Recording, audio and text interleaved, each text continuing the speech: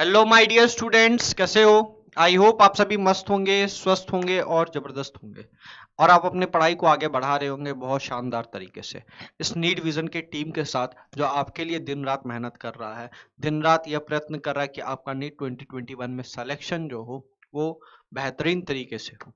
तो आइए अपन आज एटॉमिक स्ट्रक्चर को पढ़े और यह समझने की कोशिश करें कि आखिरकार एटॉमिक स्ट्रक्चर के जो लेक्चर नंबर 8 में हमने पढ़ा था कि जो इलेक्ट्रॉन है वो पार्टिकल नेचर के बजाय वेव नेचर ज्यादा ज्यादा शो करता है, क्योंकि उसका साइज बहुत छोटा होता है और उसके अंदर वेव नेचर ज्यादा नजर आते हैं। और उसके बेसिस पे हमने श्रोडिंगर इक्वेशन देखा था कि श्रोडिंगर भाई साहब ने एक अपना एटॉमिक मॉडल देने की कोशिश की और उस मॉडल के लिए एक इक्वेशन भी फ्रेम किया जो कि 3 डायमेंशनल मॉडल को दर्शा रहा था एटम का। क्यों 3 डायमेंशनल मॉडल की जरूरत पड़ी?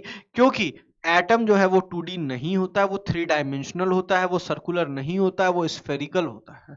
ऐसा डाल्टन ने भी पहले कह दिया था, लेकिन फिर भी अपने डाल्टन एटॉमिक थ्योरी में पहले ही कह दिया था कि atom is spherical in shape, लेकिन फिर भी लोगों ने जो मॉडल दिया वो 2 डायमेंशनल मॉडल ही देने का काम कर रहे थे। लेकिन इसको और अच्छा से समझने के लिए फिर श्रोडिंगर ने 3D मॉडल दिया और 3D मॉडल के लिए एक इक्वेशन फ्रेम किया और उस इक्वेशन से फर्दर एक इक्वेशन जनरेट करके बताया। याद हो तो आपको मैं बताऊं, ई शाई इज इक्वल्स टू हैमिल्टोनियन शाई। याद आ रहा है? ये क्या बताने का काम कर रहा था? यह पूरे इलेक्ट्रॉन के एनर्जी को रिप्रेजेंट करने का काम कर रहा है। और जो कि आपको पता है कि जो ये इलेक्ट्रॉन है वो कहाँ पर मौजूद है? एनर्जी स्टेट में मौजूद है, एनर्जी शेल में मौजूद होता है। तो अगर अगर हम कोई एक ऐसा इक्वेशन जनरेट करने में कामयाब हो जाते हैं जो कि इलेक्ट्रॉन के एनर्जी को समझाने का काम करता है, तो हमारे लिए चीजों को समझना बड़ा आसान हो जाएगा, क्योंकि उस एनर्जी के बेसिस पे अपन उस इलेक्ट्रॉन का हर एक इंफॉर्मेशन के बारे में पता लगा सकते हैं। इस कारण श्रोडिंगर ने वो इक्वेशन दिया था और उसको एनर्जी में कन्वर्ट किया था और उसको हैमिल्टोनियन ऑपरेटर के थ्रू समझाने की कोशिश की थी। तो मैंने आपको कहा था कि वो एक्सप्रेशन कम से कम आपको ध्यान रहना चाहिए, और ध्यान है तो बहुत बढ़िया बात है, और अगर आपको डेरिवेशन भी ध्यान है तो अति उत्तम है कि नहीं। तो आइए आगे बढ़ते हैं। और आज हम सबसे पहले, मैंने आपको कहा था, वादा किया था कि आज अपन सबसे पहले उस इक्वेशन को एक बार फिर से डिराइव करेंगे। आइए आप भी मेरे साथ साथ डिराइव करिए, ताकि एक बार और डिराइव करने से आपके दिमाग में वो चीज फिट हो जाए। तो सबसे पहले श्रोडिंगर इक्वेशन क्या है? तो श्रोडिंगर इक्वेशन कुछ इस प्रकार का है: D square psi by D x square plus D square psi by D Z square plus D square psi by, इसको y कर देते हैं, थोड़ा सा ऑर्डर देखने में ठीक लगेगा, D Z square plus 8 pi square m by H square into E minus V into psi is equals to 0। यही है श्रोडिंगर इक्वेशन। अब इस श्रोडिंगर इक्वेशन को अपन को एनर्जी के फॉर्म में कन्वर्ट करना है। तो अपन क्या करेंगे, याद करो, क्या करेंगे बेटा? इसमें से साई को कॉमन निकाल लेंगे तो ये क्या बन जाएगा? D square by D x square plus D square by D Y square plus D square by D Z square into psi plus 8 pi square M by H square into E minus V into psi. Am I right और wrong बेटा? यहां तक आ रही बात समझ में? मैंने आपको बताया था ना क्या करना है, अपने को सिर्फ इस ई वाले टर्म को इस साइड में रखना, बाकी सबको उधर भेजना है। तो याद करो मैंने इसको क्या समझाया था आपको, याद आ रहा है? लैप्लेशियन ऑपरेटर में इसको कन्वर्ट कर देंगे और ये हो जाएगा इनटू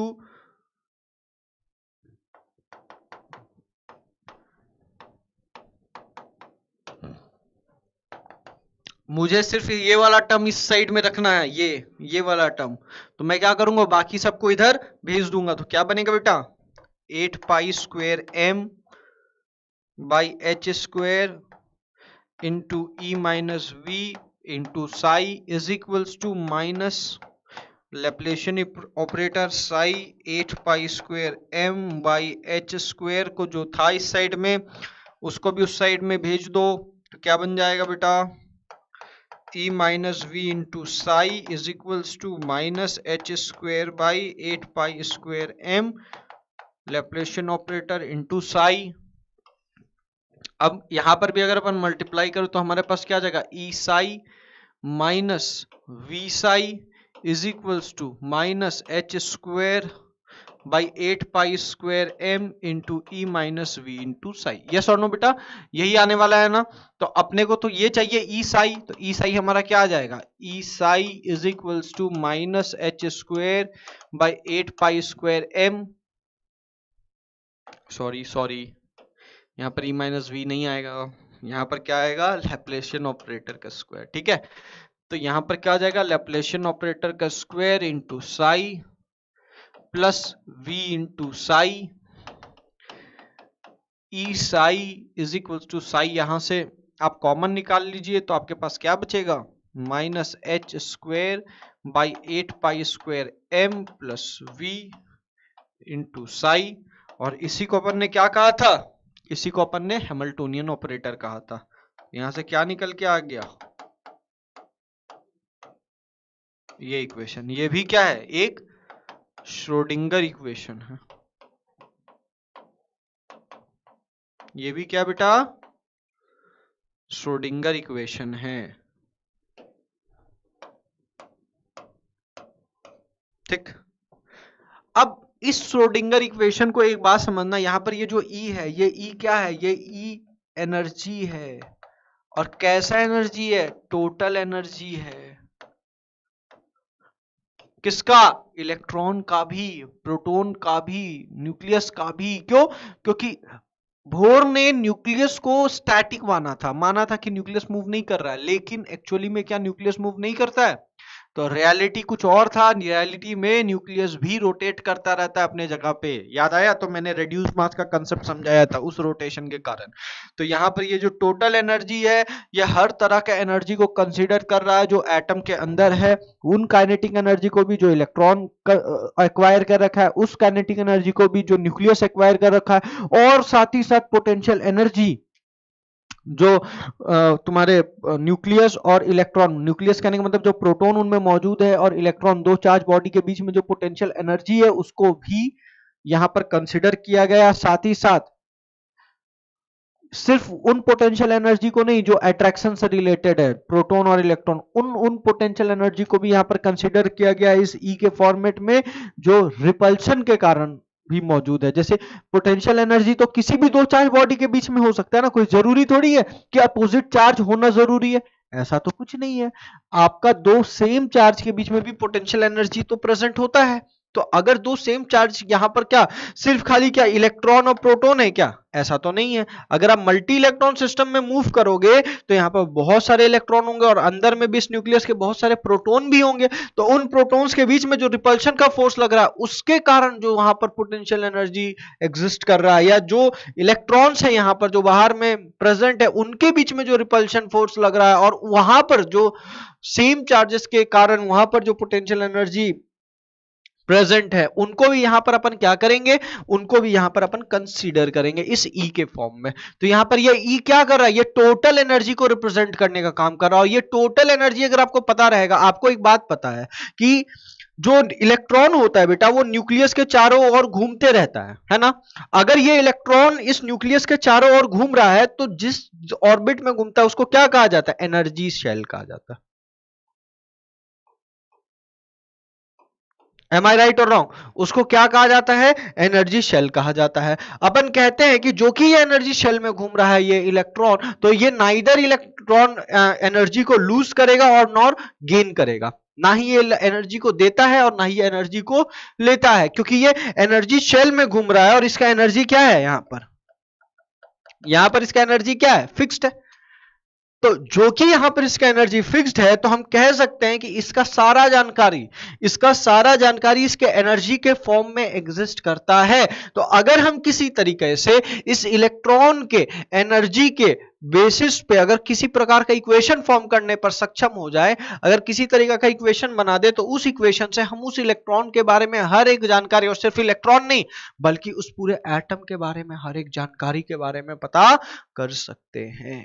तो यहां पर खास तौर पर एनर्जी से रिलेट करने का मोटो यही था कि यहां पर नाइदर ये लूज करता है नॉर गेन करता है, तो कहीं ना कहीं इलेक्ट्रॉन का हर जानकारी इसके एनर्जी में छुपा हुआ है। तो अगर हम कोई एक ऐसा मैथमेटिकल इक्वेशन क्रिएट कर दे जहां पर उसका अपन उसके एनर्जी को रिलेट कर रहे हो, उसके पोजीशन से, उसके हर एक चीज से, कि वो कहां है, कहां पर उसका डेंसिटी ज्यादा है, कहां नहीं है, तो अगर इस तरीका से अगर अपन रिप्रेजेंट करने में सक्सेसफुल हो पाए तो हमारा काम हो जाएगा। श्रोडिंगर ने ये सोचा था और उस बेसिस पे उन्होंने इस तरीका से चीजों को रिप्रेजेंट किया था।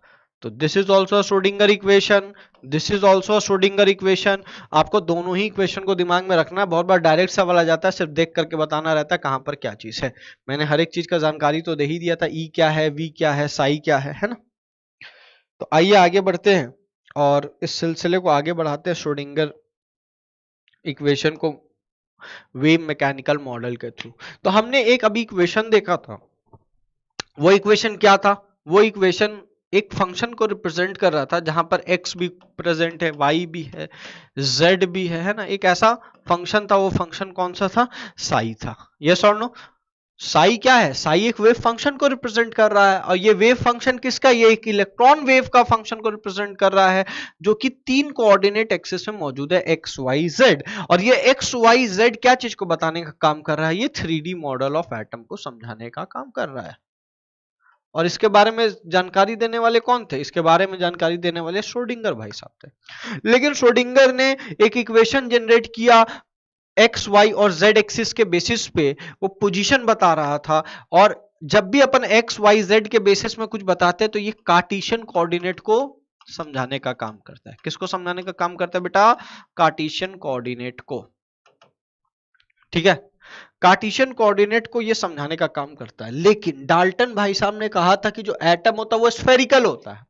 वो क्या होता है? स्फेरिकल होता है। तो ये बात कहीं ना कहीं श्रोडिंगर के दिमाग में थी कि एटम जो होता है वो स्फेरिकल इन शेप का होता है। तो अगर अपन कार्टेशियन लेकर के चले तो अपन सिर्फ प्लेन पे बात कर पाएंगे, जबकि है कैसा? वो बीच में से गोल सा है, बीच में ऐसा गोल सा है। जो कि कार्टेशियन का बात करें तो क्या हो जा रहा है? ये एक प्लेन, ये एक प्लेन, हर एक प्लेन के बारे में सिर्फ अपन बात कर पाएंगे, अपन इस स्फेरिकल शेप के बारे में बात नहीं कर पाएंगे एटम का। तो उन्होंने क्या सोचा? उन्होंने ये सोचा कि इस कार्टेशियन कोऑर्डिनेट को स्फेरिकल कोऑर्डिनेट में क्यों ना बदल दिया जाए, स्फेरिकल कोऑर्डिनेट्स में क्यों ना बदल दिया जाए। तो उन्होंने कहा इस साई को अपन अगर एक्स वाई जेड के जगह पे आर थीटा और फाई के टर्म में अगर अपन बदल दे तो अपना काम हो जाएगा। तो आर थीटा और फाई के टर्म्स में बदलने का कोशिश उन्होंने किया। आइए देखते हैं कि एक्स को उन्होंने किस चीज से रिप्लेस किया, वाई को उन्होंने किस चीज से रिप्लेस किया, और जेड को उन्होंने किस तरीका से रिप्लेस किया। हाँ, आपके लिए स्फेरिकल कोऑर्डिनेट एक नया टर्म होगा बेटा। कार्टेशियन कोऑर्डिनेट आप सुनते भी आ रहे हो, ये एक्स वाई जेड जो प्लेन्स होते हैं, ये जो 3 dimensional way of representation X Y Z point के थ्रू, तो ये आपका क्या होता है? ये कार्टेशियन कोऑर्डिनेट में आता है। अब स्फेरिकल कोऑर्डिनेट क्या होता है? यहाँ पर आपको ये जो पॉइंट है, मान लो ये एक स्फीयर का एक पार्ट है, ठीक है। आपको एक स्फेरिकल पार्ट कंसीडर करके समझना पड़ता है कि ये स्फीयर में कहां कहां पर पॉइंट है। तो इसको रिप्रेजेंट करने का तरीका कुछ और होता है। इसको रिप्रेजेंट अपन कुछ इस तरीका से करते हैं। ये हो गया आर, जो मैंने यहां पर आर लिखा है ना, ये एक्स के जगह पे नहीं लिखा है, ठीक है। ये 3 तरीका है। ये हो गया आर, ये होता आपका थीटा जो जेड एक्सिस से बना रहा है, ये होता फाई, ये भी एक एंगल है जो एक्स एक्सिस से बना रहा है। अब अपने को क्या करना है? इस आर थीटा और फाई का यूज करके इस एक्स को रिप्लेस करना है, इस y को रिप्लेस करना है और इस z को भी रिप्लेस करना है। अगर हम ये करने में सक्षम होते हैं तो हमारे पास जो कोऑर्डिनेट्स, जो इक्वेशन बनेगा r थीटा और फाई के टर्म्स में, वो क्या बताएगा? वो स्फेरिकल कोऑर्डिनेट्स को रिप्रेजेंट करेगा, और वो ये बताने का काम करेगा कि हमने जो 3D मॉडल डिजाइन किया एटम का, वो कैसा है? स्फेरिकल है। जबकि एक्स वाई जेड से स्फेरिकल शेप के बारे में उतना समझ में नहीं आ रहा है, इसीलिए उन्होंने क्या किया, आर थीटा और फाई में बदलने का निर्णय लिया। बोला हम इसको स्फेरिकल कोऑर्डिनेट में ही बदल देंगे, ताकि जो हमारे सामने में इक्वेशन फ्रेम हो रहा होगा, जो हमारे सामने में इक्वेशन निकल करके आएगा, वो सीधा सीधी ये बताने का काम करेगा कि जो एटम है वो spherical in shape,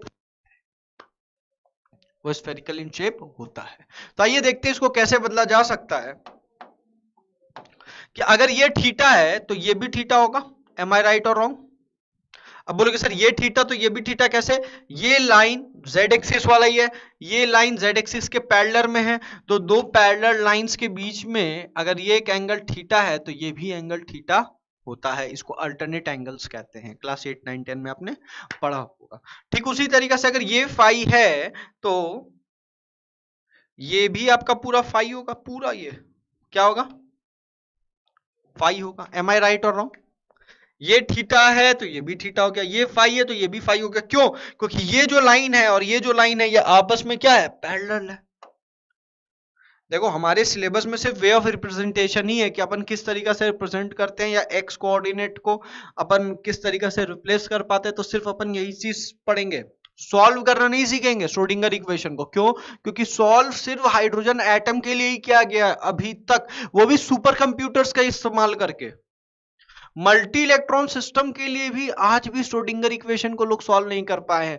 multi electron system even super computers भी सॉल्व नहीं कर पाया है। तो ये बहुत ही कॉम्प्लेक्स इक्वेशन है, इसको सिर्फ हमारे सिलेबस में जानना है आखिरकार ये होता क्या है, ये क्या चीज को रिप्रेजेंट करता है, इसको और किस किस तरीके से रिप्रेजेंट कर सकते हैं। जैसे आपने एक तो देख लिया D square psi by D x square वाला, फिर एक आपने एनर्जी के टर्म्स में देख लिया, अब अपन इसका रिप्रेजेंटेशन देख रहे हैं स्फेरिकल कोऑर्डिनेट के टर्म्स में किस तरीके से रिप्रेजेंट किया जा सकता है। ठीक है, फिर अपन पढ़ेंगे ये साई क्या है, ये साई क्या चीज को बताने का काम करता है। तो अपन सिर्फ हर एक पॉइंट्स को समझेंगे, सॉल्व करना हमारे सिलेबस में नहीं है। हमारे क्या अभी तक सॉल्व नहीं कर पाए लोग मल्टी इलेक्ट्रॉन सिस्टम के लिए भी, और जो हाइड्रोजन के लिए भी सॉल्व हुआ ये इक्वेशन, ये सुपर कंप्यूटर्स की है, इंसानों द्वारा इसको सॉल्व नहीं किया गया, इसको सुपर कंप्यूटर्स द्वारा सॉल्व किया गया है। ठीक है, तो फिर आप बोलोगे मल्टी इलेक्ट्रॉन सिस्टम के लिए कैसे लगा, तो जो कि सुपर कंप्यूटर्स के द्वारा हाइड्रोजन के लिए सॉल्व किया गया, और जो हाइड्रोजन का दिक्कत था उसको दूर कर दिया। जो बोर में दिक्कत आ रहा था हाइड्रोजन फाइन स्पेक्ट्रा को लेकर के, या स्टार्क इफेक्ट को लेकर के, या जीमन इफेक्ट को लेकर के, तो ये सारी दिक्कतों को दूर कर दिया ये इक्वेशन। तो लोग सोचे कि ये इक्वेशन बहुत सटीक है, तो जैसा हाइड्रोजन के लिए चीजें निकल करके आई, ठीक उसी के बेसिस पे, उसी को मद्देनजर रखते हुए लोगों ने मल्टी इलेक्ट्रॉन सिस्टम के लिए चीजें डिसाइड कर दी। ठीक है, लेकिन मल्टी इलेक्ट्रॉन सिस्टम के लिए अगर आपसे कोई पूछेगा श्रोडिंगर इक्वेशन को सॉल्व किया गया, तो बोलना नहीं, सिर्फ हाइड्रोजन के लिए किया गया है, और हाइड्रोजन के बेसिस पे मल्टी इलेक्ट्रॉन सिस्टम के लिए भी चीजें निकल करके आ जाती है। क्यों? क्योंकि जो फाइन स्पेक्ट्रा है वो मल्टी इलेक्ट्रॉन सिस्टम में एग्जिस्ट करता है, और इवन हाइड्रोजन में भी कई जगहों पर एग्जिस्ट करता है। तो अगर हाइड्रोजन का उस फाइन स्पेक्ट्रा को समझाने में ये श्रोडिंगर इक्वेशन सक्सेसफुल है, तो मल्टी इलेक्ट्रॉन सिस्टम के लिए भी सक्सेसफुल होगा, ऐसा लोग मान करके चीजों को डिफाइन कर दिए। ठीक है, लेकिन इसका सॉल्व अभी तक हुआ नहीं है, तो लोग बस उसको माने आ रहे हैं। ठीक है, हमारे सिलेबस में क्या है, हमारे सिलेबस में श्रोडिंगर इक्वेशन क्या है, किस चीज को रिप्रेजेंट करना चाहता है, किस किस तरीका से रिप्रेजेंट कर सकते हैं। तो आइए देखते हैं, अगर ये थीटा था तो ये भी थीटा हो गया, आपने इसको आर माना, अब आपको जेड को रिप्लेस करना है। सबसे पहले जेड को रिप्लेस करना है, तो यहां से अगर आप ड्रॉ करोगे तो ये 90 डिग्री का एंगल हो जाएगा। क्या ये राइट एंगल ट्रायंगल नहीं बन रहा है? क्या ये राइट एंगल ट्रायंगल नहीं बन रहा है? और अगर ये राइट एंगल ट्रायंगल है तो ये हाइपोटेनस हुआ, और अगर ये थीटा है तो ये परपेंडिकुलर होगा और ये बेस होगा। तो आपको पता है कि थीटा के सामने वाला जो लाइन होता है वो परपेंडिकुलर होता है, और थीटा के जस्ट बगल वाला जो लाइन होता है वो क्या कहलाता है, बेस कहलाता है। तो यहां पर अगर अपन देखें तो z इज इक्वल्स टू क्या हो जाएगा, ये जो बेस है ये आपका z है ना, और हाइपोटेनस क्या है r, और ये हो गया cos थीटा। तो यहां से z एक्सिस को अगर आपको रिप्लेस करना हो तो कैसे करोगे, z is equals to r cos theta से रिप्लेस करेंगे। सिर्फ अपन रिप्लेसमेंट देख रहे हैं किस किस तरीका से रिप्लेस कर सकते हैं। अब आपको अगर वाई एक्सिस निकालना है या एक्स एक्सिस निकालना है तो आपको ये लाइन निकालना पड़ेगा। अब ये लाइन कैसे निकालेंगे आपको, अब आपको ये तो पता है ये आर है। अब अगर ये आर है तो ये थीटा है, और ये थीटा है तो आपको पता है यहाँ पर कि ये एंगल अगर थीटा बन रहा है, ये आपका आर है, ये यहाँ पर क्या बना रहा होगा, 90 डिग्री का एंगल बना रहा होगा। ये प्लेन के साथ तो एकदम सीधा एंगल बना रहा है ना, देखो ये ऐसा है, ये प्लेन के साथ कैसा एंगल बना रहा है, देखो तो ये प्लेन के साथ कैसा एंगल बना रहा है, 90 डिग्री का एंगल बना रहा है ये लाइन। तो ये तो यहाँ पर 90 डिग्री का एंगल बना रहा है, ये थीटा हो गया, तो ये हो गया आपका परपेंडिकुलर, फिर ये हाइपोटेनस हो गया, और आपको यही तो निकालना है। तो इस बार आपका ये जो निकलेगा P, ये P क्या निकलेगा, ये P is equals to P by R is equals to sine theta, perpendicular by hypotenuse is equals to sine theta. तो P इज इक्वल्स टू क्या आ गया, R साइन थीटा। लेकिन अभी भी आपका x और y नहीं निकला है, तो अभी x को रिप्लेस करना सीख रहा है। तो x के लिए आपको कौन सा ट्रायंगल लेना पड़ेगा, ये वाला ट्रायंगल लेना पड़ेगा, यस और नो। और अगर आप ये वाला ट्रायंगल लेते हैं तो ये आपका 90 डिग्री है, और अगर आपको ये 90 डिग्री है और ये थीटा है तो ये हो गया परपेंडिकुलर, ये हो गया बेस। अब नाउ आपको तो यही एक्स एक्सिस बेस को रिप्लेस करना है, आप क्या लिखोगे, अब आपका एंगल क्या है फाई, और इसका क्या वैल्यू निकला है, यह हाइपोटेनस का, यह हाइपोटेनस का वैल्यू निकला है आर साइन थीटा। तो आपका क्या आ जाएगा बी, बी के जगह पे आप क्या लिख सकते हो, बी के जगह पे एक्स एक्सिस नहीं लिख सकते हो, ये बी किसको रिप्रेजेंट कर रहा है, ये एक्स एक्सिस को ही तो रिप्रेजेंट कर रहा है बेटा। तो ये हो जाएगा x by r sine theta is equals to cos phi, is equals to cos phi. अब बोलोगे सर ये फाई कहां से आ गया, तो अब इस ट्रायंगल के लिए जो आप कॉस फाई निकाल रहे हैं, एंगल क्या थीटा थोड़ी है, फाई है, तो कॉस फाई आ गया। तो यहां पर x इज इक्वल्स टू क्या आ गया, r sine theta into, r sine theta into क्या हो जाएगा बोलो, कॉस फाई हो जाएगा। अभी भी एक बाकी है क्या, वाई एक्सिस। अब वाई एक्सिस को अगर आपको रिप्लेस करना है तो ये आपका 90 डिग्री का एंगल होगा। अब फाई आपका क्या हो गया ये, तो फाई अगर ये हो गया तो ये आपका क्या हो गया परपेंडिकुलर, और ये परपेंडिकुलर, ये हाइपोटेनस, आपको यही तो निकालना है। तो अब आप कॉस फाई नहीं लोगे, क्या लोगे, साइन फाई लोगे। तो आपका क्या आ जाएगा, sine phi is equals to p by, अब फिर से कैपिटल P लिखना पड़ेगा आपको, इसीलिए मैंने यहाँ पर क्या किया है, स्मॉल p से इसको रिप्रेजेंट कर दिया, इसको स्मॉल p मान लो एक बार के लिए। या स्मॉल p क्यों मानना है, इसको y एक्सिस ही मान लो, क्योंकि ये जो परपेंडिकुलर है ये क्या है, ये y एक्सिस ही तो है।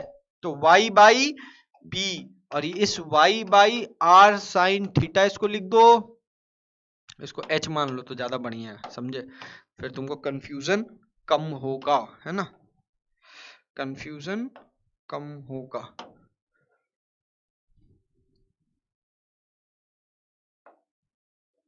इसको h मान लो, इसको h मान लो, तुम्हारा कंफ्यूजन दूर हो जाएगा। तो यहाँ पर क्या हो गया, साइन फाई, अब y इज इक्वल्स टू क्या आ गया, r sine theta into sine phi. तो जो आपका हमने इक्वेशन हमने अभी देखा था श्रोडिंगर के लिए, क्या देखा था, d square psi by D x square plus D square psi by D Y square plus D square psi by D Z square. तो यहाँ एक्स वाई और जेड कोऑर्डिनेट के जगह पे आप क्या लिखोगे, एक्स को क्या चीज से रिप्रेजेंट करोगे, जब वहां पर d x square d square psi by D x square था, एक्स को क्या चीज से रिप्लेस करोगे, तो x is equals to r sine theta into cos phi से रिप्लेस करोगे। y को क्या चीज से रिप्लेस करोगे, r sine theta into sine phi से रिप्लेस करोगे। z को क्या चीज से रिप्लेस करोगे, r cos थीटा से रिप्लेस करोगे। और इस तरीका से जैसे ही आप x के जगह पे ये, y के जगह पे ये और z के जगह पे ये पुट करते हो तो ऑटोमेटिकली जो आपका इक्वेशन कार्टेशियन कोऑर्डिनेट के बेसिस पे था अब वो स्फेरिकल कोऑर्डिनेट के बेसिस पे हो जाएगा, और वो 3 डायमेंशनल स्फेरिकल शेप में एटम को रिप्रेजेंट करने लगता है।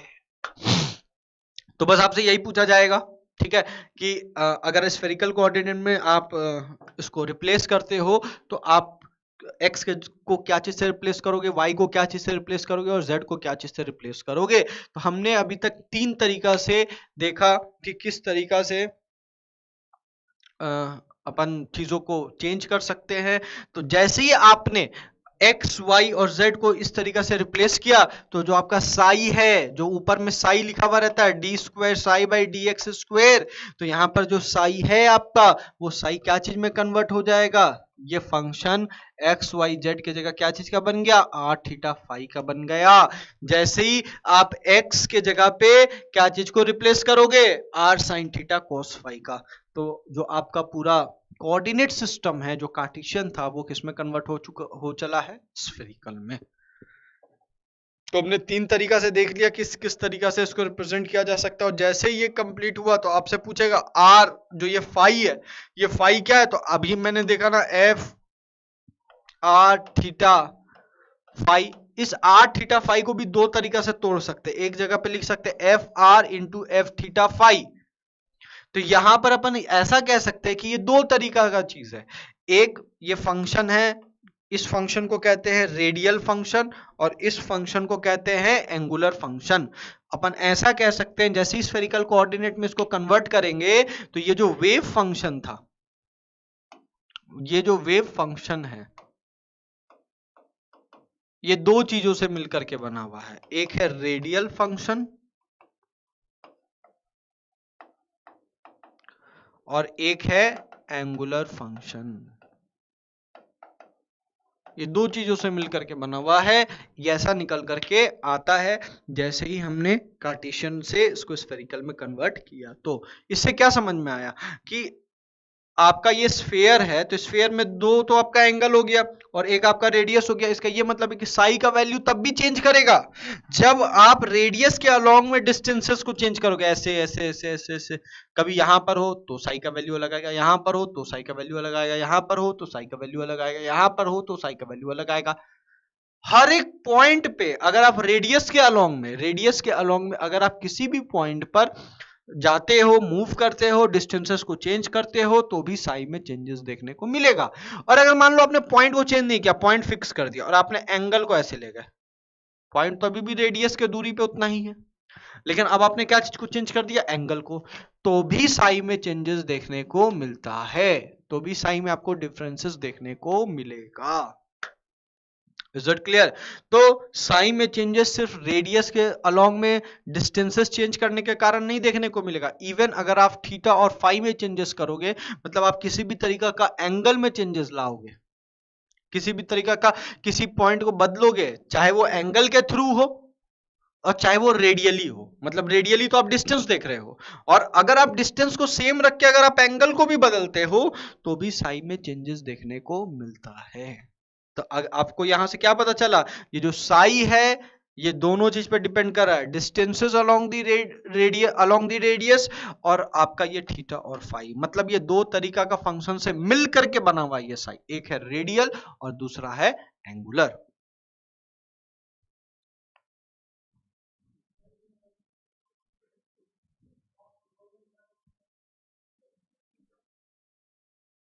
तो यहां पर आपके लिए एक चीज है कि आपको एक बात तो पता चल गया, ये साई एक वेव फंक्शन है। अब ये वेव फंक्शन क्या चीज का मिक्सचर है, ये साई क्या है, एक वेव फंक्शन है, और ये वेव फंक्शन और दो फंक्शन से मिलकर के बना हुआ है, एक है रेडियल फंक्शन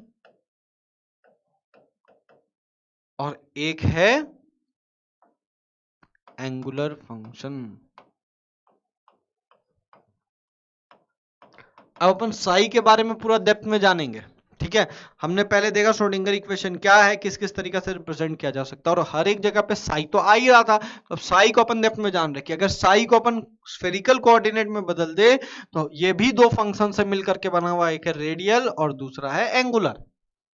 अब ये वेव फंक्शन क्या चीज को रिप्रेजेंट कर रहा, उस वेव को रिप्रेजेंट कर रहा। और मान लीजिए अगर आपका ये वेव है, ये डायग्राम मैं ड्रॉ कर रहा हूं लेकिन ऐसा इलेक्ट्रॉन वेव का डायग्राम नहीं होता है, तो ये जो वेव होता है नॉर्मली जो अपन लेते हैं इसको कहते हैं एम्पलीट्यूड, ये जो मैक्सिमम डिस्प्लेसमेंट होता है वेव का, ठीक उसी तरीका से ये जो इलेक्ट्रॉन का वेव है इसका ये एम्पलीट्यूड ही कहलाता है, एम्पलीट्यूड भी कहलाता है। तो आपसे अगर पूछेगा साई क्या चीज को रिप्रेजेंट कर रहा है, तो आप कह सकते हैं वेव फंक्शन को, और वेव फंक्शन के साथ साथ आप ये भी कह सकते हैं कि ये उस इलेक्ट्रॉन वाले वेव का एम्पलीट्यूड को रिप्रेजेंट करने का काम करता है। ये उस इलेक्ट्रॉन वाले वेव का एम्पलीट्यूड को रिप्रेजेंट करने का काम करता है। ठीक, फिर आपसे कोई पूछेगा कि इसका कोई सिग्निफिकेंस है, ये किसी और भी चीज को रिप्रेजेंट करता है एम्पलीट्यूड के साथ साथ, मतलब अगर ये एम्पलीट्यूड है तो क्या ये कोई चीज को बताने का काम करता है, क्या इलेक्ट्रॉन का पोजीशन को बताने का काम करता है, या फिर ये किसी और चीज को बताने का काम करता है? तो आप बोलिएगा कि साई का कोई सिग्निफिकेंस नहीं होता है। साई किसी चीज मतलब इलेक्ट्रॉन के बारे में कुछ भी नहीं बताता। नो सिग्निफिकेंस का मतलब क्या है?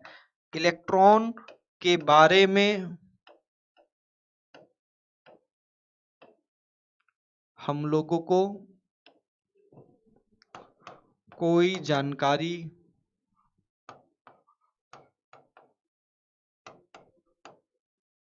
नहीं देता है।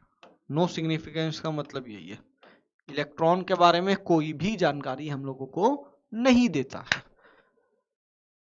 ठीक है, अब ये कोई भी ये क्या चीज का जानकारी दे रहा है? ये वेव फंक्शन का जानकारी दे रहा है, वेव फंक्शन का जानकारी दे रहा है। ठीक है, वेव फंक्शन का जानकारी दे रहा है। ये हमको ये नहीं बता रहा कि इलेक्ट्रॉन कहां पर ज्यादा या कम, ऐसी कोई किसी प्रकार की जानकारी नहीं दे रहा है। ये उसका मैथमेटिकल फंक्शन को रिप्रेजेंट करने का काम कर रहा है। ये वास्तविक रूप में कुछ नया चीज हमको ला करके नहीं बता रहा इलेक्ट्रॉन के बारे में। तो इसीलिए अगर मैं कोई आपसे पूछेगा इस साई का कोई सिग्निफिकेंस होता है क्या, कोई फायदा है क्या, बोलना नहीं, कोई फायदा नहीं है इसको। लेकिन हाँ, इससे रिलेटेड बाद में एक साइंटिस्ट थे जिनका नाम था मैक्स बॉर्न। मैक्स बॉर्न ने क्या किया, एक पॉइंट निकाला, एक अच्छा इंपॉर्टेंट पॉइंट निकाला, बोला साई तो कुछ नहीं देता है हम लोगों को, लेकिन साई स्क्वायर से एक बात पता चल सकती है। वो क्या पता चल सकती है? प्रोबेबिलिटी डेंसिटी या प्रोबेबिलिटी पर यूनिट वॉल्यूम। अगर हम इसको डेप्थ में समझे तो ये हमको ये बताने का काम करता है कि अगर आपके पास एक यूनिट वॉल्यूम है, क्या एक यूनिट वॉल्यूम है, तो उस यूनिट वॉल्यूम में इलेक्ट्रॉन के पाए जाने की संभावना को बताता है। इलेक्ट्रॉन के पाए जाने की संभावना को बताता है, पाए जाने की संभावना अर्थात प्रोबेबिलिटी को बताने का काम करता है। कौन प्रोबेबिलिटी को बताने का काम करता है? ये साई स्क्वायर। ये साई स्क्वायर क्या कर सकता है? आपको प्रोबेबिलिटी को बताता है कि एक यूनिट वॉल्यूम में इलेक्ट्रॉन का पाए जाने की संभावना कितनी है। अगर साई स्क्वायर का मान ज्यादा होगा, वैल्यू ज्यादा होगा, तो पता है उस एक यूनिट वॉल्यूम में इलेक्ट्रॉन के पाने की जो संभावनाएं हैं, जो प्रोबेबिलिटी है, वो सबसे ज्यादा होगी। तो प्रोबेबिलिटी डेंसिटी आखिरकार होता क्या है? प्रोबेबिलिटी पर यूनिट वॉल्यूम होता है। और अगर आपको सिर्फ प्रोबेबिलिटी पता करना है, यहाँ डेंसिटी नहीं होगा बेटा, है ना, यहाँ डेंसिटी नहीं होगा, डेंसिटी को काट लीजिएगा, सिर्फ प्रोबेबिलिटी की सिर्फ संभावना पता करना है, तो आपको उस साई स्क्वायर को उस पर्टिकुलर यूनिट वॉल्यूम या जो भी जिस वॉल्यूम में आपको इलेक्ट्रॉन का प्रोबेबिलिटी पता करना है उससे मल्टीप्लाई करिएगा, आपको प्रोबेबिलिटी पता चल जाएगा कि उस जगह पे इलेक्ट्रॉन पाया जाएगा कि नहीं पाया जाएगा। ठीक है, कारण ऐसा इसलिए है क्योंकि जो इलेक्ट्रॉन वेव है वो कैसा है? ऐसा है कुछ, तो कहीं पर प्रोबेबिलिटी ज्यादा होगी, कहीं पर कम होगी, लेकिन जीरो कहीं पर नहीं होगी। जीरो तो इंफिनिटी पे जाकर के होगी। अगर आप 1 मीटर के दूरी पे भी जाके किसी एटम के इलेक्ट्रॉन का प्रोबेबिलिटी देखोगे तो वो भी जीरो नहीं होगा। 10 किलोमीटर पे भी कोई जीरो नहीं होगा। जीरो सिर्फ इलेक्ट्रॉन के पाए जाने का प्रोबेबिलिटी तभी होता है जब आप इंफिनिटी पे जाकर के देखते हो। ठीक है, अब बोलोगे ऐसा क्यों? क्योंकि यहां पर अपन इलेक्ट्रॉन का पार्टिकल नेचर को नहीं ले रहे हैं कि वो एक ही जगह पे मौजूद होगा, अपन वेव नेचर को ले रहे हैं, और वेव नेचर बताता है कि वो फैला हुआ है, कहां तक? अनंत तक फैला हुआ है। ठीक है, तो प्रोबेबिलिटी जो भी होता है इलेक्ट्रॉन का पाए जाने का, वो कभी भी जीरो नहीं होगा कुछ दूरी तक, इवन बहुत दूरी तक, जब तक कि आप इंफिनिटी पे ना चले जाएं। ठीक है, इसीलिए अगर आपको प्रोबेबिलिटी निकालना है किसी भी वॉल्यूम में, तो हाँ कम बेसी हो सकता है, कहीं पर प्रोबेबिलिटी ज्यादा हो सकता है, कहीं पर कम हो सकता है, लेकिन जीरो तो सिर्फ इंफिनिटी पे होगा। तो आप किसी भी वॉल्यूम में चाहे तो वहां पर उसका प्रोबेबिलिटी निकाल सकते हैं, कहीं पर ज्यादा आएगा, कहीं पर कम आएगा। कैसे निकालोगे? साई स्क्वायर को v से मल्टीप्लाई करके। ये v आपका क्या है? v आपका वॉल्यूम है। अब सवाल उठता है कि ये साई स्क्वायर का दिमाग में उसके कैसे आया? साई स्क्वायर के बारे में उसके दिमाग में, मैक्स बॉर्न के दिमाग में कैसे आया कि साई स्क्वायर प्रोबेबिलिटी को दर्शा सकता है?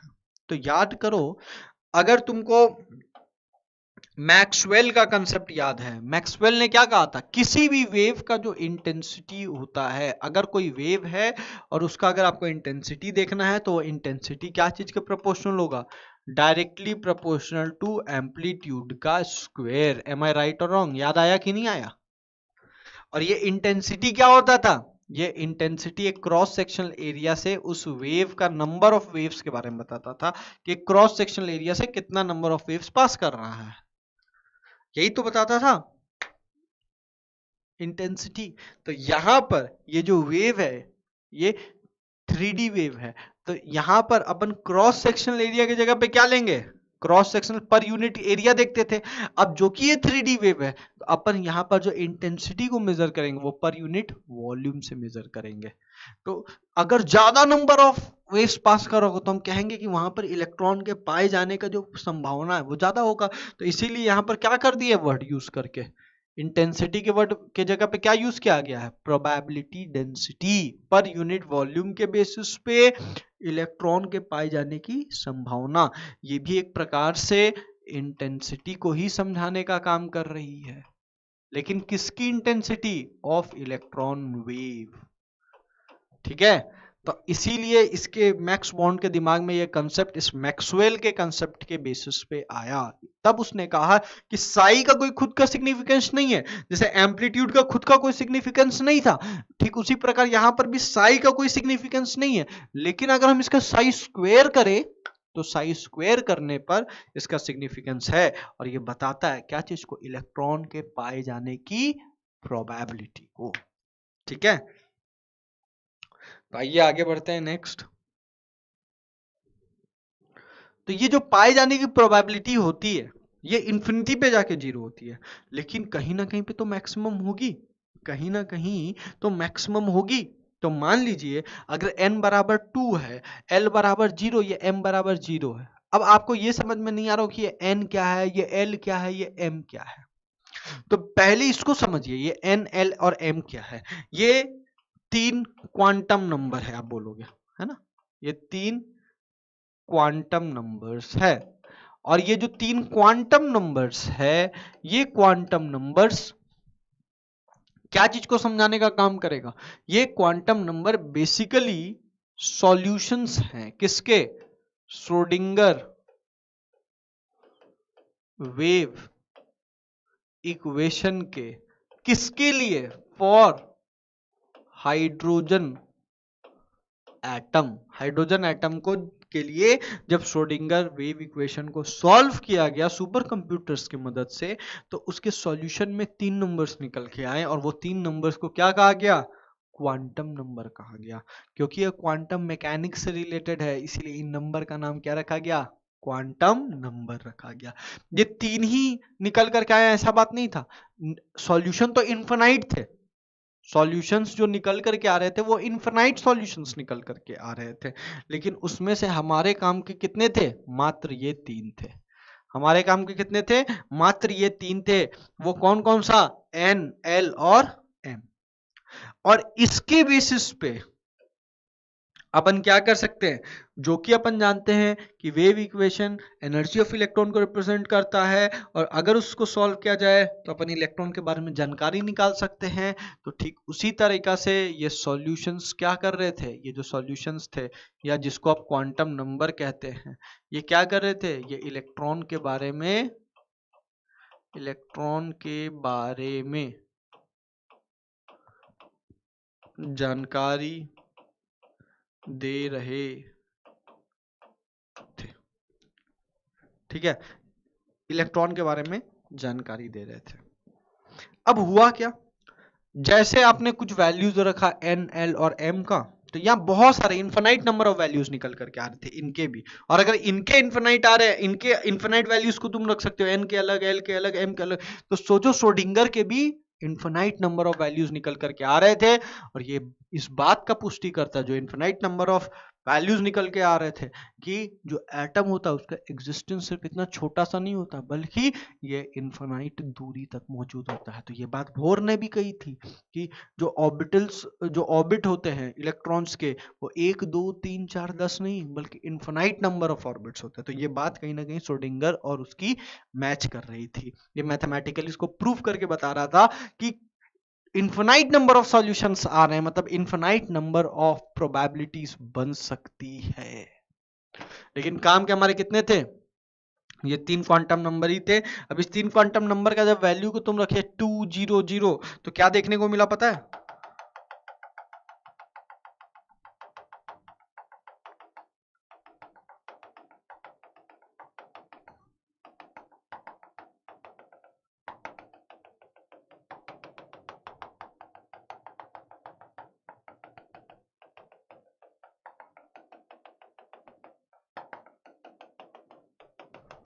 खत्म नहीं हो गया। अब देखो अब क्या होगा, ध्यान से देखो। अब इलेक्ट्रॉन जो क्लाउड था उसका डेंसिटी सबसे ज्यादा कहां पर देखने को मिल रहा था? इस शेप में, इस शेप में देखो। और ये शेप कैसा निकल करके आ रहा था? ये शेप स्फेरिकल निकल करके आ रहा था और इसलिए इसका नाम क्या रखा गया? एस। इसको क्या कहा जाता है? 2s, n2 मतलब ऑर्बिट 2 है और इसका सबशेल कितना है? इसका सबशेल s है। तो ये तुम सबशेल का कंसेप्ट पढ़े ना, इसका कंसेप्ट कहां से सोचा गया? फाइन स्पेक्ट्रा से। लेकिन सबशेल का शेप कैसा होता है? जैसे तुम पढ़ते हो ना, स्फेरिकल शेप होता है, डम्बेल शेप होता है, किसी का डबल डम्बेल होता है ना। तो ये जो स्फेरिकल पढ़ते हो, ये डम्बल पढ़ते हो, डबल डम्बल पढ़ते हो, तो ये जो स्फेरिकल शेप है इसके बारे में कैसे पता चला? इसके लिए सरफेस बाउंड्री बनाना पड़ा। क्या बनाना पड़ा? बोलो बेटा। Surface boundary. अब ये सरफेस बाउंड्री कैसे बनाया जाता है? ये surface boundary 90% of electron cloud को घेर के बनाया जाता है, को सराउंड करके बनाया जाता है।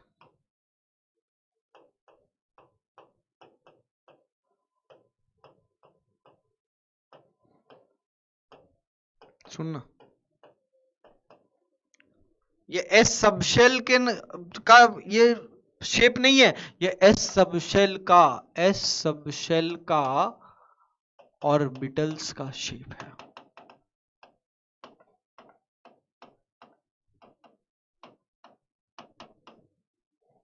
एस सबशेल का ऑर्बिटल्स का ये शेप है। ठीक है, अब मेरी बात को ध्यान से सुनना, ये पॉइंट बड़ा इंपॉर्टेंट है। ठीक, ये एस सबशेल का ऑर्बिटल का शेप है। ठीक है, अब यहां पर क्या हो रहा पता है? बोला सर ये शेप कैसे निकालोगे? आपने तो कहा इलेक्ट्रॉन के पाए जाने का जो प्रोबेबिलिटी है वो इंफिनिटी तक है, तब तो फिर शेप डिफाइंड ही नहीं होना चाहिए। तो उसका शेप को डिफाइन करने के लिए, उसका जगह को डिफाइन करने के लिए, बेसिकली जगह को डिफाइन करने के लिए जहां पर इलेक्ट्रॉन पाए जाने का संभावना ज्यादा, शेप के बारे में नहीं सोचा था। इन्होंने ये सोचा था कि हम एक ऐसा जगह को डिफाइन कर देंगे जिस जगह पे इलेक्ट्रॉन के पाए जाने का जो संभावना है, जो प्रोबेबिलिटी है, वो 90% तक हो। और जहां तक उसको 90% मिला, वहां से उसने क्या किया? एक लकीर खींचा, एक जगह बनाने की कोशिश की। जैसे तुमने एक घर खरीदने के लिए एक जमीन खरीदा, तो एक जमीन का आपको ये मिल गया, अथॉरिटी मिल गया, तो आप क्या करते हो? उस जमीन के चारों ओर एक घेरा बना देते हो। तो यहां पर भी वही बात हुआ कि पूरा एक तरीका से देखो, जमीन तो पूरा धरती है, लेकिन पूरा धरती पे तुम्हारा हक थोड़ी है। तुम्हारा प्रोबेबिलिटी पाए जाने का कहां पर होगा? जो तुम्हारा जमीन होगा, जहां पर तुम्हारा घर होगा, वहां पर पाए जाने का प्रोबेबिलिटी तुम्हारा सबसे ज्यादा है। तो यहां पर भी वही किया गया इलेक्ट्रॉन के लिए। अब इस इलेक्ट्रॉन के लिए तो अनंत सागर जगह थी, अनंत दूरी तक यह रह सकता था, लेकिन इसका सबसे ज्यादा पाए जाने का संभावना कहां पर बन रहा था? जहां पर इसका 90% हो। तो 90% पाए जाने का जहां तक संभावना बड़ा बन रहा था, वहां पर इसने भी एक लकीर खींची, और जो लकीर खींची वो कैसा निकल करके आया? वो स्फेरिकल शेप का निकल करके आया। और इस स्फेरिकल शेप वाले को, इस स्फेरिकल शेप वाले ऑर्बिटल को एस सबशेल का ऑर्बिटल कहा गया। एस सबशेल का ऑर्बिटल कहा गया। तो आई होप आपको आज ये भी समझ में आया होगा कि ये जो एस सबशेल होता है उसका स्फेरिकल शेप क्यों होता है, कैसे पता चला। ठीक उसी तरीका से जैसे अब एन में कोई चेंजेस नहीं किया गया, एन में कोई चेंजेस नहीं किया गया, एल बदल दिया गया, अब L1 हो गया, अभी भी M0, कोई दिक्कत की बात नहीं है। अब यहां पर जो देखने को मिला, क्या देखने को मिला पता है?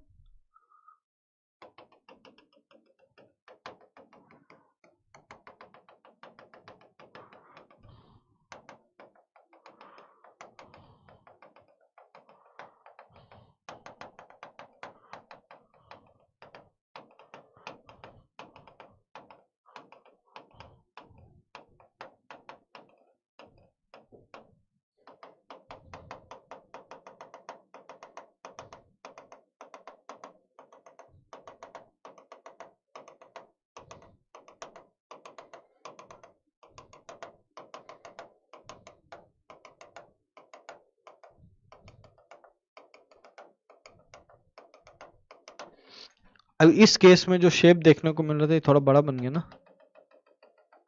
इसको भी बड़ा करना पड़ेगा। लोब सही है,